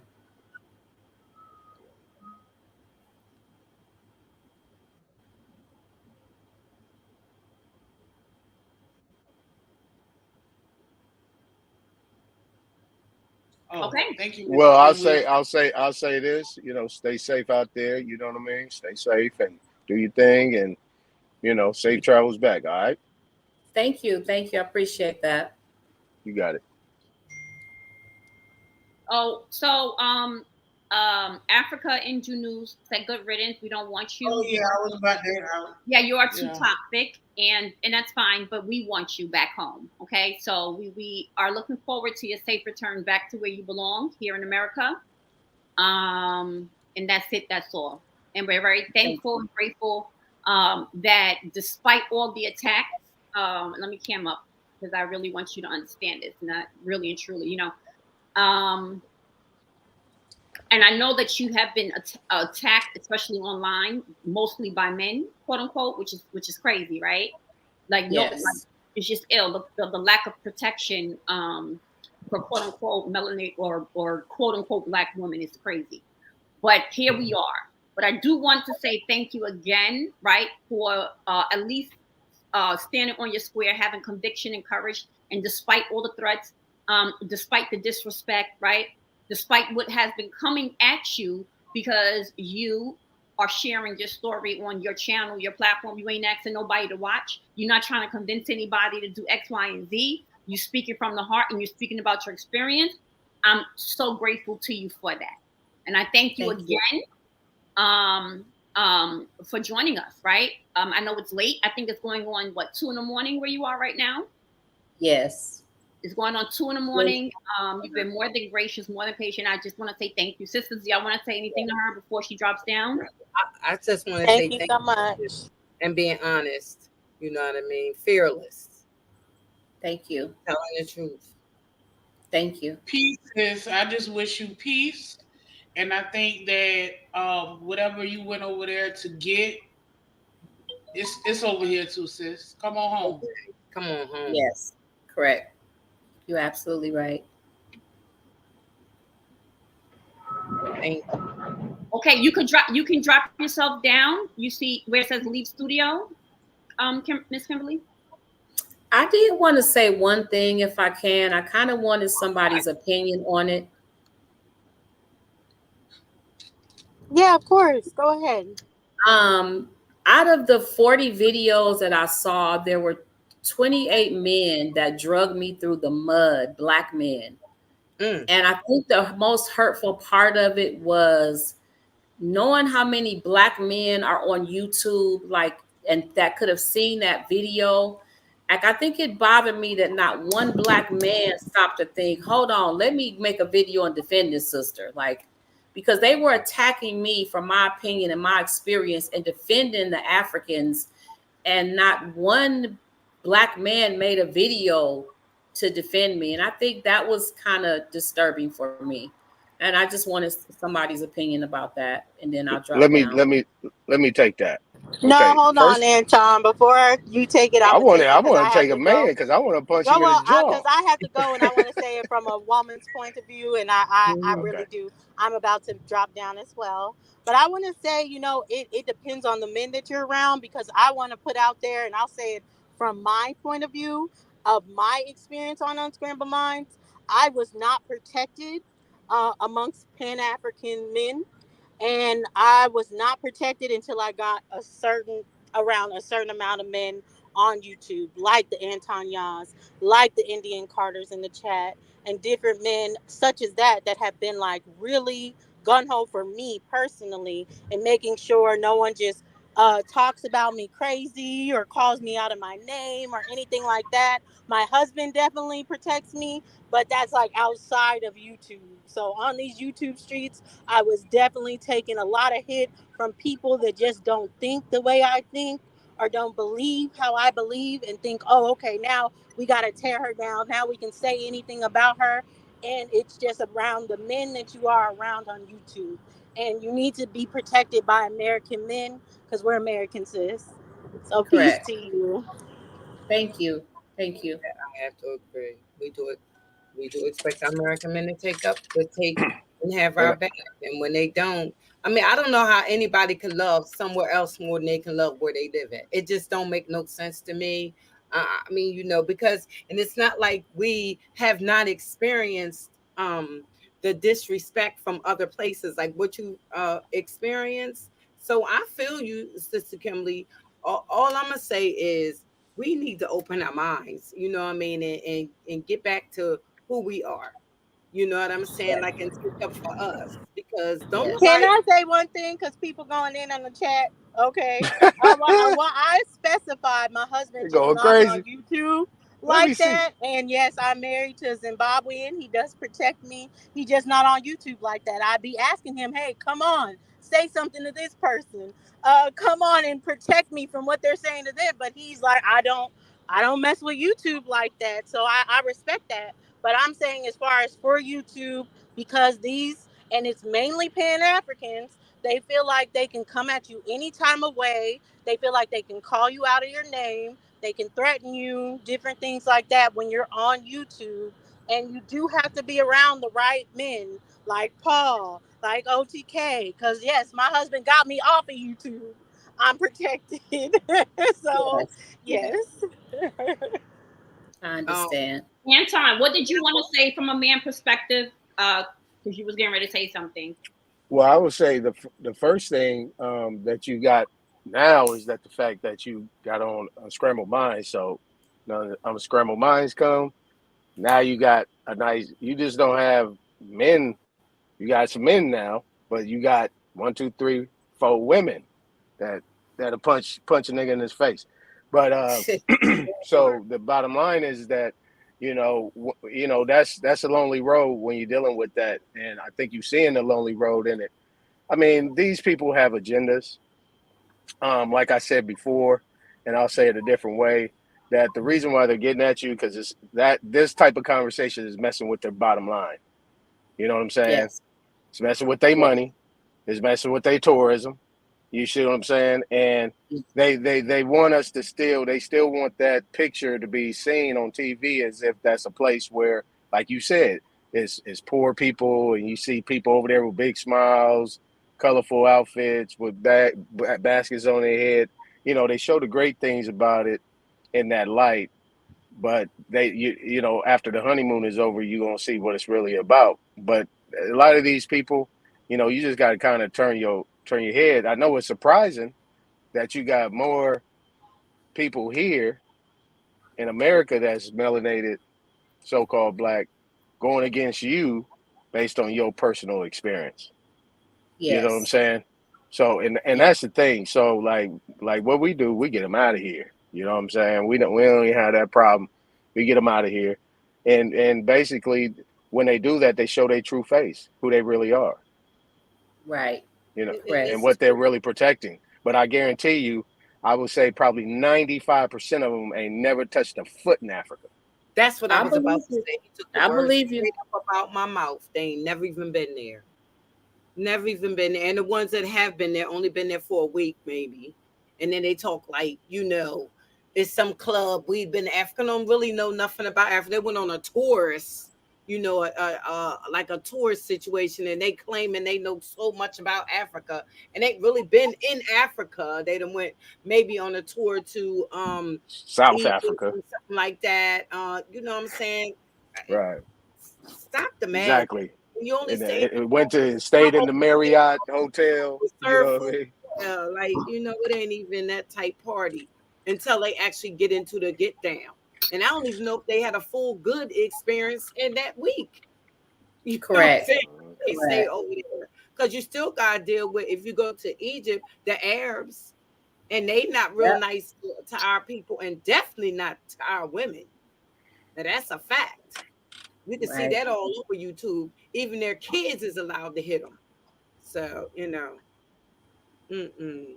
I'm talking about, and let me rearrange that. Of course, not to our American women, but to the African women, they are horrible.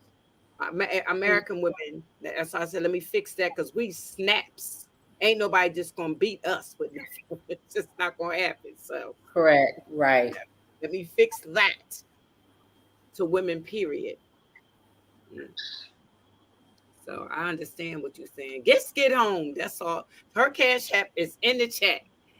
Please, you know what I'm Thank saying? you. Help her get home. She need to come home. Mhm. Thank Well, you. they not overcharging you at the darn little wagon thingy that sell food. What they call it in New York? What they call it in New The York? food trucks. The food trucks, but they call it bodega or something like, right? Okay. No, Yeah, I don't that's know about New York. the bodegas is the corner store. They love the Oh, damn okay. bodegas. All they eat is Yeah, it's like sandwiches. a corner store to us down Oh, south, but yeah, okay. bodega to New Yorkers. I Cameron think. Class. And peace, babe. Okay. Who's this And Bay you you talking say about? you from Detroit, huh? You from Detroit, Cam? Born and raised. Yes. Oh yeah, What up, though? you don't take What no up, though? you don't take nothing. You don't take no He ain't stuff. taking Yeah, nothing. you What up, got fam? What's up? 48210. Where you from? You hear her? Yeah, she talking to you, babe. I think. I thought you were talking to Anton. I nah, said you 48210. Where you from? I don't know. No, he not talking about Detroit. He said, "What up, though, fam?" I thought he was from Detroit. Oh, Oh no, no, no. He's hey, from Zimbabwe. This hey, is my this hey, is my African husband that everybody going hard in about the chat. Babe, why you gotta be from Africa? Say what? I'm just messing, babe. Go ahead. What were you gonna say? Oh no, I was beaconed by the chat, so I had to come say my little 2 cents. I guess because the why I don't defend you on YouTube. Uh, one my wife ain't no punk, so she don't need me to defend her that on YouTube. part. She knock you niggas out quick. And second, I'd rather meet you in person. Right, right, right, He's an right. in-person type of protector. And you do not want to meet him in person. But yeah, what up, fam? Like this, I say that all the time because other people make fun of the accent or be like, you're married to an African, so he got to be a certain way, talk a type of way. But he's just been in Texas for a long time, and like he not what people expect as far as like African. I think a lot of people just are on in these YouTube streets going by these Pan Africans that not even like Yeah, he doesn't come You on went out YouTube for a a lot, second, but though. he did come up on another panel and someone argued with him about where Zimbabwe is on the map.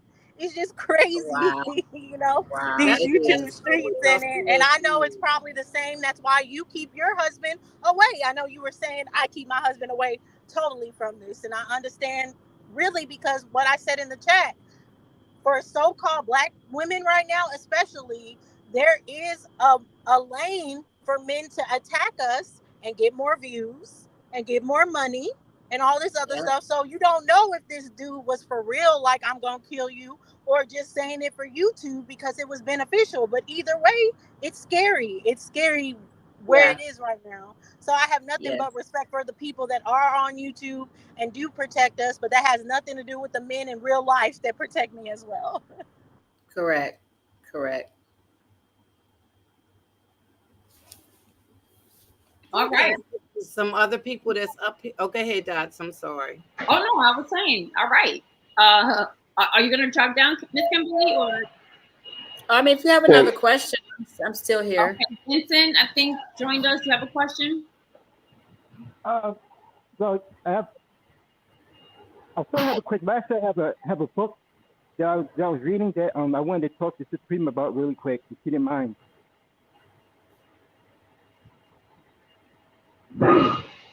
Go right ahead, Benson. Okay, so you're related to Benjamin Close, right? Can you hear me, You Sister do Freedom? sound a little low. Vaguely. Good. Okay, are you related to Benjamin Quarles? Yes.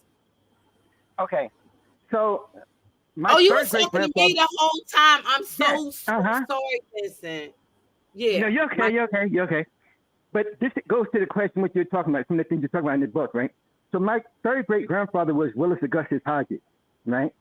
He hmm started writing the book around 1860, but he finished the book, but his son had the manuscript of the book, and he gifted it to his son, who was also named after I'm him so in the book, sorry. right? Who was also named after him in the book, right? And in his acknowledgement of people who helped him with this book, right? Um, Benjamin Crowes is in the book. Oh, that's nice. I'm sorry, my phone And might I ring thought that again. was very interesting. I was like, wait a minute. Benjamin Crowes. Huh? Oh, Sister Say that Freedom's last great thing Benjamin again. Crowes. Huh? Say that last thing again, because you sound so low, Vincent. Let me turn my phone because my phone is just I'm trying to do headset. I'm trying to work. Um, Benjamin Crowes is acknowledged in the book. Yes. Oh, that's so nice. Yes. Yeah, he's acknowledged in the book, right? But the book was Yeah. written by Willis Augustus Hodges, I think I know the right? book. I think I saw that. But yeah, it was Yeah, both it's their called names. The Free Man of Color, right? Yes. And Uh-huh. in this book, he addresses all the things that we've been talking about that you guys are talking about on the channel, right? Wow. And Uh-huh. he was talking about the movement back to Africa. He Yeah. mentioned a guy's name by Burroughs, right, who was trying to get people to move back to Africa, right? But this is Mm-hmm. because of the Nat Turner Rebellion. But according to this story here, right, many of the blacks at that time were not interested in going back to Africa. Mm-hmm. I've heard that too. They weren't interested. So, Well, they don't know nothing. yeah, How can they be interested in a place they ain't never been to? yeah, because they said something about that a lot of them had land. Like you guys just look up Willis Augustus Hodges and research his works and his fight for slavery and everything else and freedom and stuff. A lot of them were established in schools, education, and things like that. So they were established here. A lot of them didn't really want to start over and go back to Africa like people think. But the guy Burroughs was trying to push people back to Africa. I guess they were trying to get their land that they had established or something. Okay. Yeah. So I just wanted to say that the movement is is there, but a lot of them were not interested in the movement.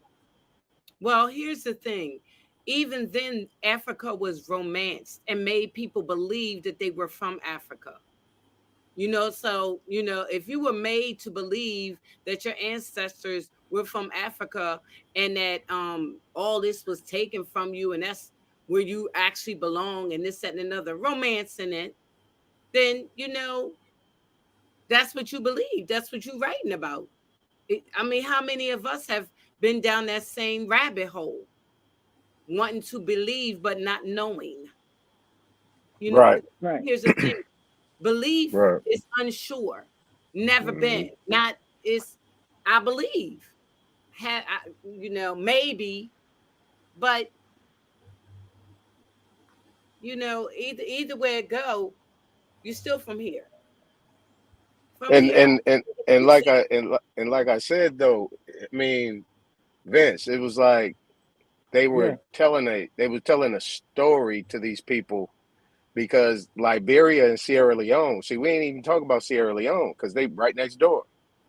Those places were they were getting people to go to those places to colonize it, not not to repatriate. It was an expatriation, and it was to colonize it with the understanding that they will still be a part of the United States government. Right. That Liberia part. And this is the thing, Vincent, in the book, did you ever read Uh-huh. anywhere where any of the Quarles family found out that they had ancestors? Because the Quarles is not The last name came from I'm trying to remember the names like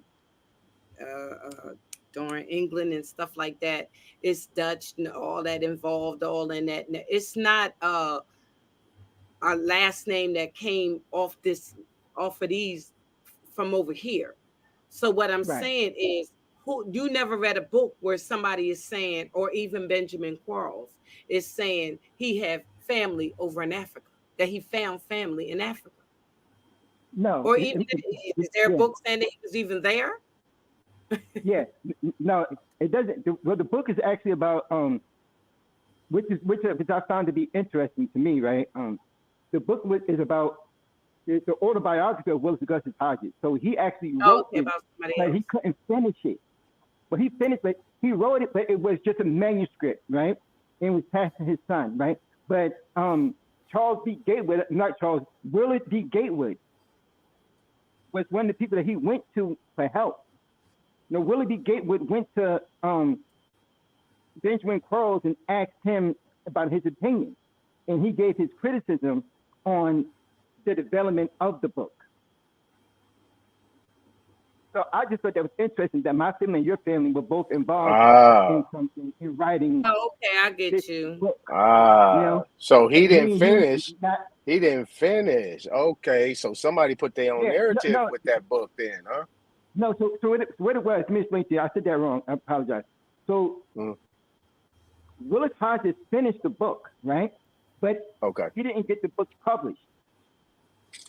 He gave it to his son, Augustus Michael Hodges, right? Who gifted it to his son as a wedding gift. And the guy saw it in New York on Fulton Street hanging up.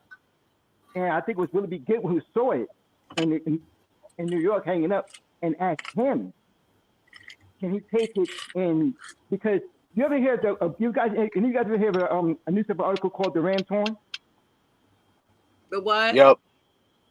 You heard The Ram's Horn? Yep. Okay, so The Ram's Horn was written with, it was co-partners, right?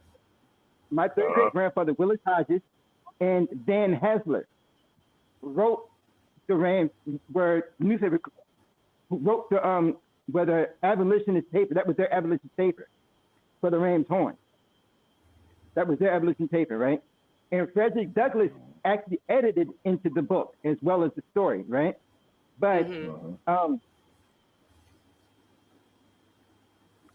but so this book is based on like his life and the things that he went and traveled and saw himself. He documented, wrote it down, and he has detailed accounts of stuff you would not know, that you would not believe that's in that 6-hour history. It talks about the Freedmen Borough of slavery. It talks about the Dismal Swamp. It talks about Gary Smith and his pot of land he was giving out to black people during that time. Loans they were loans they practiced temperance. But but it was like the whole point I'm making is that, you know, our ancestors came together, and it's weird because Willis Hodges wasn't even alive when Benjamin Quarles was, I don't think was alive, because he died in 1880 something, 1880, 1890. I think Benjamin Quarles was in 1904. Yeah. Excuse me, everybody. I'm gonna go ahead and drop down, please. Okay. Oh, it was so thank nice you all for having me. Yes, thank you. Thank you. Yes, wonderful. What's the YouTube again? What's the YouTube channel? Oh my gosh. The Passport Traveler. Okay, the Passport Traveler. All right, I got you. Yeah, you guys put that in the chat. Can somebody please put the sister cash app in the back chat, please? Yeah, I think I put. Yeah, I can put it in the All back. right. All right, thanks. Thank you, Sister Kimberly. All right, Kimberly, you can press the leave studio button. Okay, bye. Bye. Hope she gets back safely. Peace, you guys. I'm dropping down too, but great interview. I really loved it, and she really touched everything that we've been saying. So I thought it was wonderful. I really hope she gets home safe, you guys. Good night. Be safe. All right, Dulcie. It's a Yeah. scary feeling. Press the leave studio button, like Dot said, the button. That is not how I talk. Okay. That is how you talk, okay? That You old said button. New York You know, thing. New York, that East Coast thing. But yes, I do not have an accent. I don't know what y'all talking about. I don't. wishing Vincent. I don't. Yeah, well, thank you for that. Okay, I'll Mr. get the book Hutchinson. and read it. I'll get the Exactly. book and read it, Yeah, Vincent. if you can But find yeah, it, it's a limited edition. It's very hard to find. If you could find it, it'd be great. You would find some very what's interesting the name of the information book on there. again? It's called Free Men of Color: The Autobiography of Willis Augustus Hodges by Willard I B. seen Gates that Wood though. Jr. I saw it. I saw that book. Yeah, Well, my mom might already have it, or somebody, my family probably already got the book. yeah. But thank you so much. That's Thank you. interesting, Thank you. I appreciate it. Yeah. very interesting. But Zainab, is that his name? Yeah. Am I pronouncing his You name know what? correctly? You call him something different every time. It's not Z-Nab, but Z. Z. she done remixed. I know that Anton gave you that up and said that you look American, but baby, She really just You, remixed the name. you know that what's your sister? What's her name? no, to me you don't. I'm saying Doctor of the Sea. Daughter of the Sea. I don't know her. Yes, you look like my auntie. I can send you a picture of my auntie, and you show anybody else, they're not gonna know the difference between both of you guys. okay. So that I just want to point that out. That's how identical we look. Yeah, There are a lot of Liberian, that in America here. You can't even tell what are the African. I wasn't born here. I came here maybe 10, 15 years ago. But those that were born here, that grew up here, you can't really tell whether they're from Liberia or not. But that's not the point. The brother who was saying that I do not know my history, based on what he just said, that Liberia did not exist prior to post-slavery. I don't know what he's telling, but he's not representing Chief Top Cat well. He's saying, if you keep saying, Zena, I think he's saying, Anton, what you saying? Anton, what yeah, you saying? let him jump out of the window himself. What are you saying, Anton? Wow. You can tell them once in America for a while. They got called you out. Yeah, give me a minute and a half. I'll be right. You're supposed to be ready, Anton. Because you got a little spot. I went back into the abode. So give me a minute because it's noisy. All right, so I could take over a little bit while he take a minute. I don't know what he said. I don't really know what he meant. From what I understood, it was that the name Liberia didn't happen until the 1800s. Right. But I told him that I gave you a more precise day of when the name Liberia was named. I said it was named 1822 by the Americans that went to Liberia. I'm taking my time. But that doesn't pull that link up in the back. That doesn't predate. Not because Liberia was not called Liberia, that means Liberia did not exist. He said there was nowhere called Liberia. Liberia was under the mud. If you guys remember that. The name, Zena. No. He mentioned a swamp. He said Liberia was covered in mud and swamp. There was nowhere called Liberia. Don't you remember that? Just replay the clip. Wait. I gotta understand what you're saying. I might need a translator. Calm down. Like, I'm really trying to understand what the hell you're saying.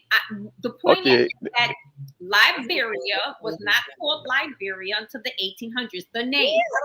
What you're saying is well, I don't know what you're saying, bro, but I think what you're saying is the land was there, right?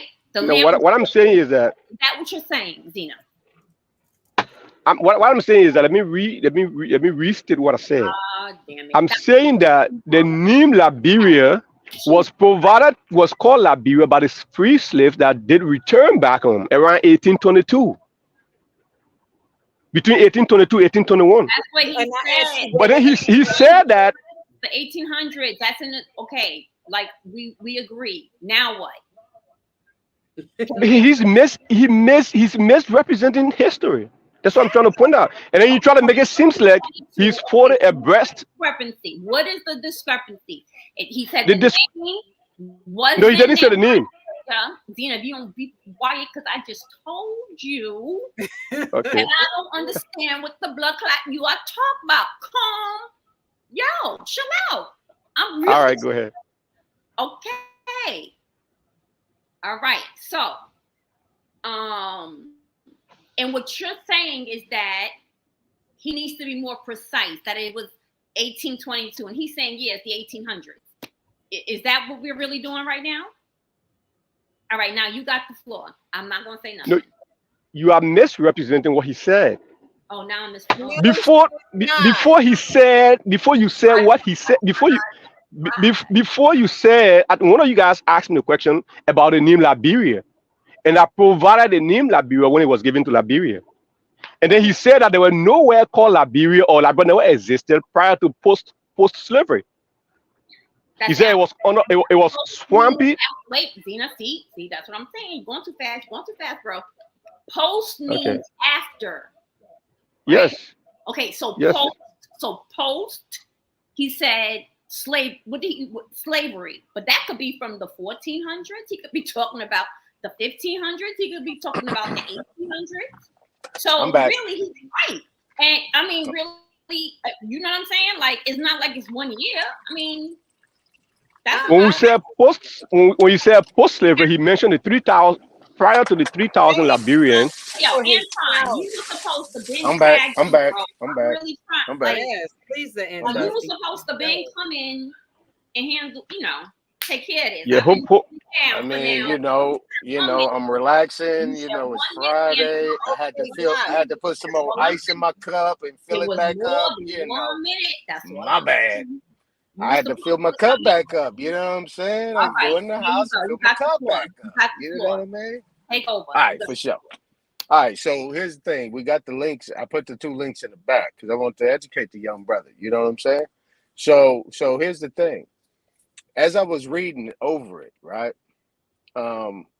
Liberia, the name Liberia was created in the 1800s by a society originated in America to be a colony of America like Puerto Rico, Hawaii. They reneged.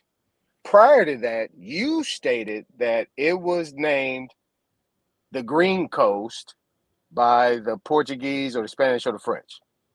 Now, this is a yes or no question. Did you say that? Don't expand. Just say yes or no.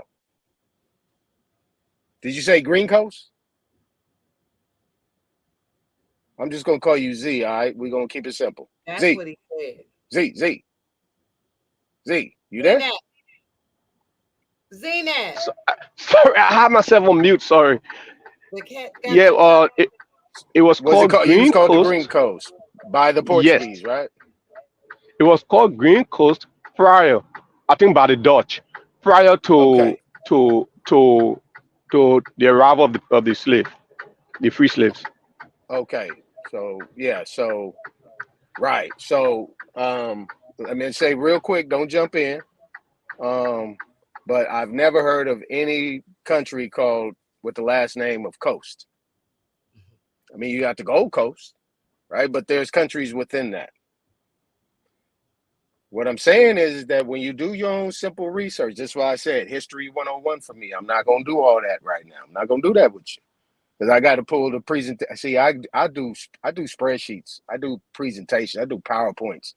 I must drop it on you. But from right here, I'm giving you basic history 101, just basic knowledge that could take you places wherever you want to go. Now, I hate to tell you this. Well, actually, I love to tell you this. I love it. All right, no, my bad. Let me not be facetious. Yeah, I love to tell you the simple fact that the history that you learn from the history that you learn is actually not. It's not accurate. I'm just to be nice. It's not accurate at all. It's not. Liberia, Sierra Leone were to be colonies. So if these people were slaves, why would slaves go colonize something? in order to colonize something, you got to have some fortitude. You got to have some ingenuity, some skill about yourself to send people to go colonize something. But like the brother said that left, and I think I don't know if Dots or Freedom said it. Really, what they was doing is they was trying to convince people to leave Africa, just like Marcus Garvey did, so they could take people's land. So once you expatriate, because it ain't a repatriation, brother, it was an expatriation, but you would still consider to be a colony. But when you left, guess what? You gave all your rights into that land, because I guarantee the contracts wasn't what you thought it was, your ancestors, what it was. Because I told you, all the people that originally colonized those areas had American names. Can I say one thing, please? Okay, seeing that Basic 101, brother. saying Basic. green or grain coast. Green Green, or Gree and Green so Coast. that no, The what, it says Portuguese employer established contacts with people of the land now known as Liberia as early as 1406. They named the area coast da Pimenta Pepper Coast or Grain Coast. No green. okay. I'm just you kind of wrong on that too. Just why I was making sure. But So See it's what called maybe the Pepper Coast. see. Let me add that on to might that, just be a Freedom. miss. Let me add on to that real quick. Now, what you gotta understand that these names that you are seeing right now, they're not giving you a different translation in another language. Those are American words. Yes, and because it says it means the abundance of melagetta pepper, which became desired of European cooking. So got something to do with Europeans. Now, And it basically represents how further the land was. Everything the brother just explained about Liberia, how it was colonized and named by the Americans. I already said that.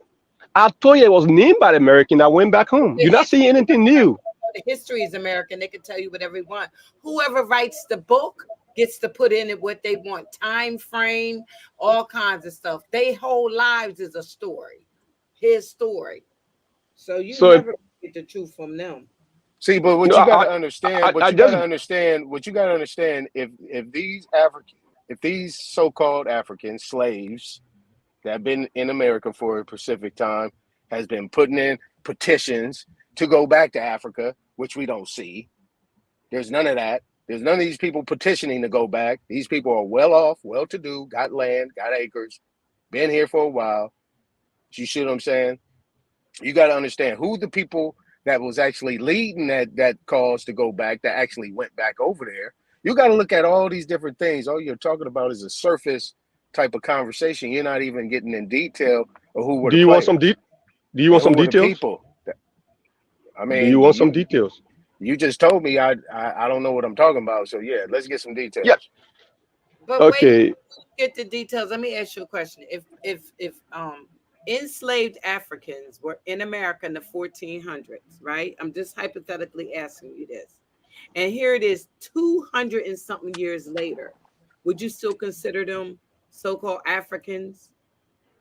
No, that's 400. You That's know, 400, sis. Right, you're right. I'm so sorry, Anton. You are correct. 400 years. Because you said 1400 and something. You're right, Anton. And then they've been over in America for 400 and something years. How African are they? And do the your math, my brother. Do the math. Why How would many they want to go back? generations is that? How many Yes. Oh my grandmas and great goodness. grandmas and great grandpas, man? How many generations is that, bro? Yes. okay, let me answer the question. Your ability of who you are, where you from, is It's dictated by great. the people. Is determined by those that came before you. It's like my grip. It's like my children saying in African. That's how ridiculous that sound. My children saying in African. Even though I live and breathe African, it's like ten grandchildren from now saying that in African. That's how you guys sound right now. But let me provide a little bit more deep Mm. overview of the history to Liberia. First of all, if if those slaves that were returned back home, What if he they never have route back to Liberia, the 3,000 that were returned 1821 between 1821 and 1822, if they never have route back to Liberia, they were never going to be sent back home. And when they went back to Liberia, these are some of the things they did. They It was paid the free slave. getting that part. Hold They paid these people to go over there and start a republic over there in Liberia. You forgetting that part. Paid the money to do it. But the history before that said that Liberia partook in slavery. That's why they got those slave dungeons in Ghana. They even got some in Sierra Leone. No. Yeah, Those slave those dungeons, those Portuguese. Those were the Portuguese, and they were Africans. They were North Africans, bro. I mean, you want to get deep with this stuff, man? We wait, can go there. are you talking about the slave they brought from Ghana, Liberia, and Sierra Leone? They were Portuguese. Is that what you're saying? I talked to Ghanaians. They told me to their face their origins come from North Africa. See, I don't want to tell you that I know Africans now. In Liberia, the origins of Liberia it can be traced back to Mali all the way to the Zimbabwe area. If you want to trace where Liberians are from, we just all from that continent. But I want to be a little bit more specific on what happened when the free slave went back home. You can say they were just wanted to go take lands, whatever you can say. Go back That's home that's because that's So Liberia so was not so if their so home. so if that's the case, then you guys were a people that was within that Ghanaian and that Mali Empire. So you guys are the same people. And if that was the case, you guys didn't originate from Zimbabwe. You guys actually originate from Iraq. Now, definitely the Ghanaian, I'm the going, I'm Ghanaian, going, I'm going, I'm going to twist you up like a pretzel real quick. If you Yeah, want but to sit the, there and Ga- Anton, talk it big, couldn't have been Liberians because the Liberia Ghanaian Empire. didn't exist. It didn't exist. So What didn't exist? Liberia didn't exist. no, it I didn't want I exist in want that provide name. if you That's guys what give me the Freedom's saying. chance. That name didn't how are exist. you saying that these free slaves are going back home? Going back home where? Because If you Liberia guys Y'all need to go back to exists. Iraq. if you guys give me the chance to provide a better overview, you will get a little bit more better concept before you leave this lab podcast today. You get a better concept of how they went back home and what happened when they went back home. So provide yourself the opportunity Home, to get it a better wasn't concept today. a home. It wasn't I'll be there. very brief. Oh, Go wow. ahead, How go can ahead. you I want to hear it. I want to hear it. how can you say Liberian were not there when the Portuguese came to Liberia? They named Liberia Green Coast because of how fertile the land was. It wasn't It was green it was coast. Why you keep saying that word?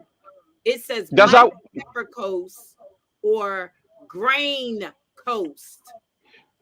I mean, if you talk to Liberian, all Liberian call that Green Coast. That's how we call it. It may be just a mispronunciation. We don't pronounce our words Oh, okay. actually the same.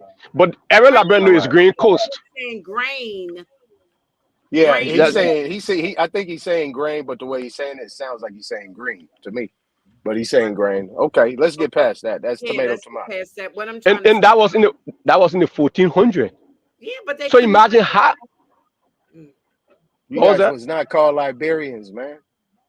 They were I not. just We were, That's what I'm trying to say, we Anton. were not called Liberia. I'm telling you, we were called Liberia. Go back more than 400 years before the slave went back home. You guys didn't was even not called name the place. Liberians. Africans didn't name that. Lib They didn't even name that place Africa. The people Liberia is short for liberty. thank you. I was You, about to say the same thing. I just That's told why you you what were the called freak. Liberians. That's why I you was just called told you. Liberians. I got no clue what's going on. I just told you that was a slave that named Liberia and called it free land of liberty. When they Didn't went name back home, I told you that anything. earlier. The Okay, slaves so why are didn't you name saying that? anything. Oh my goodness. Come on, young man. You tripping. You You, tripping. you said if the slave didn't name anything? No, the You slaves did tripping. not name it Man, it Liberia. wasn't no slaves. Slaves It did wasn't no not slaves name went it. out there. Those were colonists The that went there. captain, the colonists named it. It even Okay, said okay, here. And okay. they Let's took call some it. people that and he took some people just like the people that got ran out of the that got ran out under this Spanish Inquisition. They came into North Africa through the Canary Islands, spread it off in different directions through Canada, through Ellis Island, and some came around on the other side through Mexico. Those people came Okay, over here voluntarily as indentured Yep. servants. Just like some of the people that went back to that went to what we called Liberia went as indentured servants to colonize that and land, work the plantations, so on and so forth. and they Brother, called it you have been land misled. of You need liberty. to take those books and you need to play baseball with them and throw them against the wall. No, I'm That's asking what the you need to question. do. Or just make So a the good fire. It might work for you. So the colonizer went to Liberia and gave them independence and called the land and called it the land of liberty, land of the free. So what the colonizer that did that, it wasn't the free state that were repatriated. Is that what you guys telling me? That's They what I'm called it land telling of you. the free. So the Exactly. It colonizer wasn't a went there. repatriation. Can you It not wasn't even a listen repatriation. to what it, It, can it you not wasn't a even listen to what it repatriation. means? It was an expatriation. Yes, it was. Okay, I And agree. really, I, technically, it wasn't an expatriation because they was under agreement that America will be, it'll be an American colony, and they will be getting Right. their resources and their funding Right. from the Fact. federal government. okay, I do agree. I agree to all that. But But so the why are name you arguing liberty. then, brother? Just No, come on over here, man. I want to ask you the question. Your So ancestors what does is he lied not to going to let me you. ask the question? What does the name? Go ahead. What does the meaning of the name implies? What does it means? Say that one more time. I apologize. Go The ahead. name. Say, What does the name Liberia means? Liberty. He just told you that it's short for liberty. Freedom. So freedom. now Yeah. shouldn't that tell you that it wasn't the colonizer that did that? It was those that were being repatriated because if free want to go back home, they'll be free. Doesn't that click in a No, little bit? you At least missing be the point. honest. You're missing the point. The You point can Okay. play with is that if you the want, but nah, point. we The ain't going there point with you. is these people over here that have been over here for 400 years didn't know anything about Africa. They wasn't born there. They wasn't raised there. They don't know how you eat. They don't know how you sleep. They didn't know they was going over there to what they were going to. So they paid them to go over there. Paid them to go over there and restart a place. I don't understand what you're saying. Okay. Okay, let me Okay. give you one more. Let me add And on you let, real quick, also young man. missing the point where you heard the brother said in the book, most people didn't even want to go. So someone was probably forced. But the ones that did go went on their own. And it wasn't because they were from there, because I'm quite sure a lot of people from Africa married people that was already on these lands, and they just went over there with their husbands or their wives or whatever. They ain't know nothing about where they was going. So can what I are ask you you a Exactly. question real quick? Can I like? ask a Well, question well, real hold quick? on, hold on. They wanted to go Let to me add on to freedom. Africa and they ain't know Let me nothing add on. about it. Yeah, let me add on to what freedom is saying. Right now, did you? That's why I need. That's why he need to see the link I pulled up, and it's simple Wikipedia. Over the 3,000 people that went, half of them died in a Mm. matter of minutes, like instantly. So come I- on, you got to think about If it, you are man. if you are allow me to provide a better overview, I could have even explain more details about that. But let me ask you a question You real ain't quick. pulling up no source. You ain't pulled up no source. I put two sources in the back. You ain't pulled up one yet. It's about time You that we do source up. I mentioned a You got book earlier.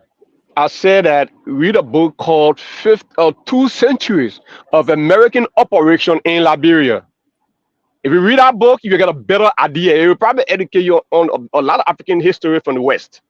But the question I want to ask is that do any of you guys believe that during slavery there were people that came from West Africa, Liberia, West Africa in general to the US? Do you any of you guys believe that? say that one Um, more time.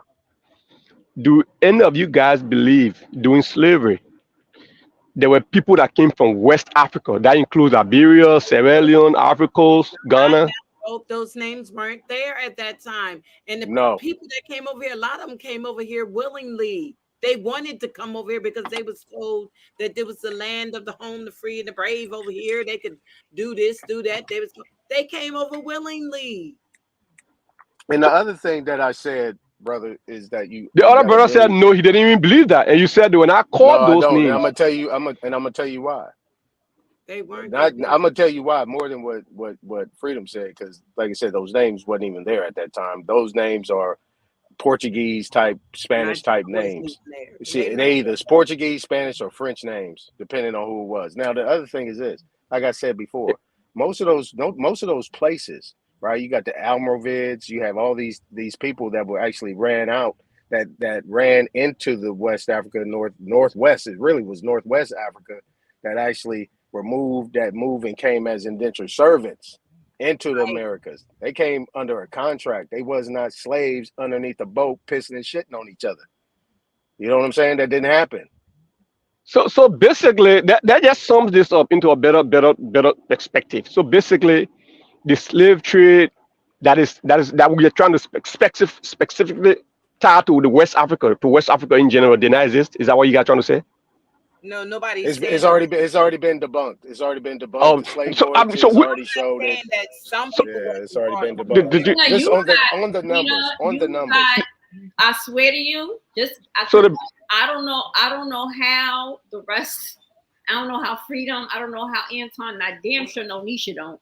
So I'm gonna just say I don't even know how Anton and how Freedom is understanding what the hell this conversation is about because I'm really struggling. No, And I I'm get it. struggling I for get it. no. He's I'm he's being he's dead. he's he's learning today. You're He's talking learning over me, today. right? You're talking over me. That like we're not doing that right now.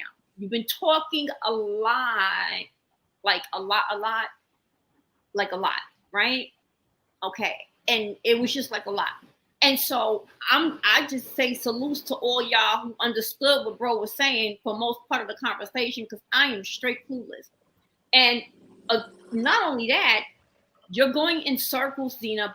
We don't know what your point is. Like for real, nobody understands your point. There's every time you ask a damn question, they answer it. Then you say, oh, "Okay, I understand that," and then you go and you ask another question. Like what? And this is your last question. I swear to you. But this is your last question, and then I want to go back to something because you try to cause a little bit of confusion. Okay. So I want to walk a straight line with you because I'm tired of feeling dizzy. Like I'm tired of feeling dizzy. I'm confused at what part you didn't You understand. got one. Hold on, Freedom, because it's been a lot of talking. She got a point. What She got a is point. your point, Zena? Like, what is your? I swear to God, please. my point is the African that came from America went to Liberia. They were sent to Liberia because they are descendant of Liberia. That's my first point. What? And I would like to just provide a better correction point to the brother when you said that Liberia was not in existence prior to the arrival of the free slaves. That's why I mentioned 1461 when it was first called Green Coast. So I want to give you a more better history that Liberia had been in existence way longer than 1821. That's my point. All right. All So right, let me Antoine. read this. Can I read this Antoine. real quick? And Yes, you if he can, say please. anything, And if I'm he gonna say anything after this, go in. Y'all been talking a lot. Oh, why you keep saying that, Dots? Because y'all Dots is, have I been. understand. Dots is frustrated. I hear Like it. like what did we? I It's just want to let me just get this out the way. And if he can take it anywhere else, I mean, I'm done after this. That's why I wanted. If y'all to pull this up in the beginning, I would have just been done then. Okay, so let me just read it. I'll read it. The title says it right there: Founding of Liberia, 1847. Okay, now it says the founding of Liberia in the early 1800s was motivated by the domestic politics. That's one politics of slavery and race in the United States, as well as by U.S. foreign policy interests. In 1816, a group of white Americans founded the American Colonization, to deal with the problem of the growing number of free blacks in the United States by resettling them in Africa. The resulting state of Liberia, the state of Liberia, would become the second after Haiti black republic in the world at that time. Now, what you need to do is you need to go ahead and the link is in the back. I need you to copy and paste that, read it over, understand it, because that's telling you right there that they had a problem of the growing number of free blacks and they had to figure out a way to resettle them in Africa, not go back to Africa. There's nothing to say go back to Africa at no point in time. And it was considered to be the second black republic in the world at that time. Now, that paragraph, we don't need to read anything else. That's it. That's it. If you got something else to say, Oh, so you was reading my source that I was sharing. I was like, that sounds mighty familiar. Because that's exactly what he was walking right into it. That's what I wanted to follow up on. that's So it. I can share it because I was confused as to that's why I keep saying he's going in circles. You know what I mean? It was really weird. I didn't realize you was reading the source. Hold on. Yeah, I had to read it because I wanted to break down it I'm gonna go line by line on it. Yeah. I mute up. Well, elaborate, Dots, because I want to hear what you had to say about it. Dots. Okay, so is we done with that? I'm confused at this point. Okay. Yeah, All I right. just I just wanted to read it line by line. She pulled up the hell of a source. That's always get them. But you Yeah, know, always got to do I wanted to give him some simple Wikipedia, but I mean that pretty much summed and that everything up right there. sums it up. It It's really nothing do. else to discuss about that. Let's move on. Right. Do you understand what was just read, Zena? How was Zena, that different from a point that I've been making? Zena, Zena, because the See, that's why people Dots is mad. that Going to went hit you over upside the there, head, man. they weren't freed Africans. They were just people of color.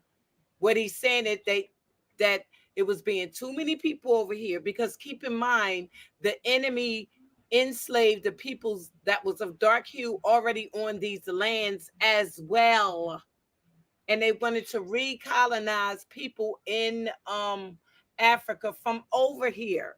It didn't have to be Africans. It could have been the people that was even on these lands that was of dark hue. Do you understand? I can provide you with a source that will tell you that was descendants. They were repatriated back on because they were descendant of West Africa. I can provide your source with that. But we're not gonna go through that. Whatever topic you guys wanted to discuss, that's fine. When you gonna provide it? How we get in touch with you, Zenat? Uh, On the back I'm, chat, I'm, put your phone number. uh, okay, I'll put my information up there. But I can provide a source that trump that. I All will you tell you that they were repatriated because they were getting tired. descendant We're of. getting tired. Can you please put And your phone number in the back, baby? That's all. yes, I'll put my information in the back there. Actually, that don't even make sense what you're saying, because you got to think. You see, you know what the problem is that they don't know the history, Right. and so they think that whatever was said, it is what it is. No, it's Fact. not. It's So not. you don't really understand how things work, and that's the whole problem right there. Mm-hmm. Have any of you guys ever listened to Dr. Clark, Dr. Ben, Dr. Did you? Wade Nobles, all these Okay. scholars? Do you guys, Did you any of put you your guys ever phone listen to number in them? the back? But did you put your phone number in the back? Oh, I'm gonna do that right now. Thank you. But can somebody answer my question? Have any of you guys ever listened to Dr. John Henry Clark? Yeah, we love. Yeah. You subscribe to him? Good I guy. love him. Good guy. Good man. Good man. Rest in power. Do you know how our But ancestors feel when they listen to you guys sometimes? I don't see your I think phone they're number, smiling. That Jeanette. I don't think make they're it smiling. right. It doesn't I, make it right what they said just because they said it. Zenat, but where's your phone I number think at? they're smiling. I think they're smiling right now because they were forced to hide the history and change it around from us. So I think they're So, smiling right now. Oh my God, so, okay. 7. so this brother says slavery Nah. did not Okay, exist in listen, West Africa. Zena. So because you're not Uh-huh. understanding, okay, she's being very calm. What that means is we're done. What that means is no more. What that No, means, you. I'm telling you We'll that send it's a Uh-huh. enough. for you, It's Zenat. enough. We tired. Like for real. Like enough. Like for I'm real. I'm not trying to be saying the same thing over and over because it becomes Okay. redundant. We try No, to say the maybe same you don't things understand. continuously. I'm No, not trying to do that. you don't I'm want intelligent enough to understand when something is enough. enough. You don't have to overemphasize that. Enough. But see, you don't get it. So you don't get it. So I'm telling you, it's enough. Drop your number in the back chat and have a good night. Yeah, baby. Going to sleep, Papa. Like that's what she means. Adios. Bye. Sayonara. See you soon. Yeah, we'll see you. I'm gonna call you. We'll set up a time just so we can whoop you down. That's it. Konnichiwa. You cannot whip me down when you are in denial. Yo, You gotta be able to accept the reality first. Okay, no more. Freedom, Like, you're gonna have to drop him. yeah, No, You're gonna have to drop him. somebody dropped him. I didn't get a chance to. It's annoying. Like he's young. He should have a girl with him or Didn't something. get a Like, chance. occupy your Somebody mind. Like I don't know Oh if that man. did it. That's a damn. I said, type what's going on in life. girl, you know they got attitudes. Man, You're welcome, it's Sarah. sad. I felt your pain. It's sad. I felt. I know, Sarah. We felt your. I trust me. I felt your pain.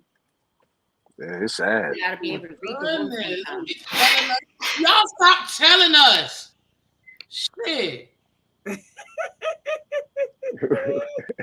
What'd you say, Deisha? No, I'm just, Yeah, they don't know what's been going on. They don't even know our plight. So chill out with all of that. What was said, Nene? Because I'm ready. Who? Nothing. A whole bunch of nothing. See, look, I got a brother, I got a partner, Idrissa, right? He used to be a professional boxer. He's from Sierra Leone. See, this, I mean, I just I play possum on these guys. I know so many West Africans, it's crazy. I mean, and this cat is like in this, he's in his 60s. You know what I'm saying? And they tell us, like, if you get their respect, and you got the good ones. I've been fortunate enough to get good ones that's not trying to, but like I said, he actually ran. You know what I'm saying? Because his pops was was a diplomat out there, and he can't go back. He go, like, a lot of these people got taken out. So, like, and he can't go back. A lot of them people was fleeing from that corrupt system, and they knew what it was. But this is the thing. It's like when you have common sense of things, and a lot of these people, what West Africans are really good at is finessing. Slick. Yes, I said being slick. Trying to Yeah, get your money. they'll finesse that shit real quick. They cut your throat in a second. I've heard You know what some I'm saying? tell Yeah, me they'll cut your voodoo on throat. me, all kinds of stuff. And if I send them money, they'll take the voodoo off, all kinds of stuff. They crazy. Let me Yeah, ask the KJ question. I don't understand if y'all don't really claim Africa, why do y'all have a committed background? That's First of been all, there this for is so long. unscrambled minds. And that comes with growth. We just haven't changed it. That's it.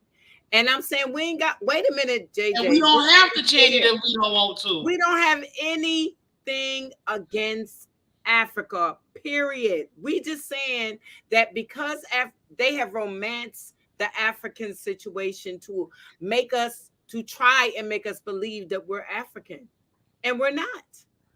And that's okay that you was curious. You can ask. I put that up. Matter of fact, I believe I put that up there. I like Egypt. I like art. I'm an artistic type person. So I like all kinds of art. If you ever seen my house, you'll see all kind of Egyptian, all kinds of Buddhas, all kinds of everything. So I'm saying I like yeah, everything. but You see all man, kind of Asians. that's a I crazy am ass question. all over I my just house. went to the chat to see what he said. That's a crazy ass question. Why we have a comedic background, I'll bro? take it off the This dude, he can't say that his mama did not have a white Jesus on his wall when he was growing up. everybody mama had it sitting up on the balcony. So No, knock it it ain't. off. No, it Knock ain't. it off. Not in my house. No, we didn't. Well, yeah, we didn't have one in our Well, house not in either, my but mom's house, but in my grandmother's house. I'll say it like No. that. yeah, Grand. we didn't have one in our house either. But okay, so let me retract that. But most people had that white Jesus, but even if they didn't, they was at a Christian church. And Okay. they knew, not thought, not questioned, but they knew Jesus was Lord, Savior, and God's Son. So you can't do that. Everybody progresses in this world to different things. I was a Pan African. I wasn't never with the Kemetic stuff. I mean, but I incorporated it. I was an Israelite. You know what I'm saying? And all these things. But at throughout all these times, these to me was just spiritual or religious faith or something like that Okay. for discipline, But I always knew that we were Indians. That's just common sense. There's no doubt about it. But we thought Indian and Christianity was one of went together. I thought that was our religion. Everybody did, and we was Everybody all did. Baptist. We was all Baptist. And everything on TV, all we seen was Tonto and Okay. and and And the and Lone and, Ranger. and, and Indian Bad. You know what I'm saying? So I mean, everything that we saw on TV was to discourage us from being the things that we knew that we was actually, were in our life. And our elders really didn't talk about it. Now we know why, And because we let's was be getting real, we was and getting lynched for that. the Hmm. first time we seen Black Jesus was on Good Times when Michael brung the picture in, and the mom was arguing about it. Now that's the first time I seen the picture Black Jesus. Remember that? Do you remember that Yeah, scene? I remember that. Remember Yeah. James? He was getting Yeah. money and all that. He was like, oh, Mhm. boy, he What? took that Black Jesus. He was getting money, And she and took she was that. doing that. See, but a lot of people don't know that, right? I don't know if you guys seen Make It Plain, that documentary on Malcolm X. Have you guys anybody seen Make It Plain? No. Man, you gotta find that. Yeah. You gotta find it I gotta. because the bottom line, look in in the opening before Malcolm X spoke. Guess who Uh-huh. I saw? Guess who I saw was one of the dancers, Who? Esther Roll, What? I would and love and to and see and her. in the little African garb with the dashiki and all that stuff with the whole dress. Oh yeah, she could dance too Oh and wow. sing. And yeah, She and was guess beautiful. who else opened up for him? Who? Louis Farrakhan. Louis Farrakhan Okay. is a staunch, like big time orchestra type Yeah, violin player. he is. He is. He is. But you know You who know what I'm was saying? beautiful as a young woman? Esther from Sanford and Son. Beautiful. Oh yeah, She was sharp. She was. yeah. Esther was You cold. think she Yeah, did them she didn't other? look like she didn't look like that in real life. Yeah, Hmm. She sure didn't. And yeah, she she was sure a didn't. bad comedian. Think she wasn't? Huh? She was Hmm. doing the prior times and all that. She was a really good comedian. And they pressured Esther Rowe. That's why they changed the whole segment when James died. They made her do that, or they was gonna cut the show off.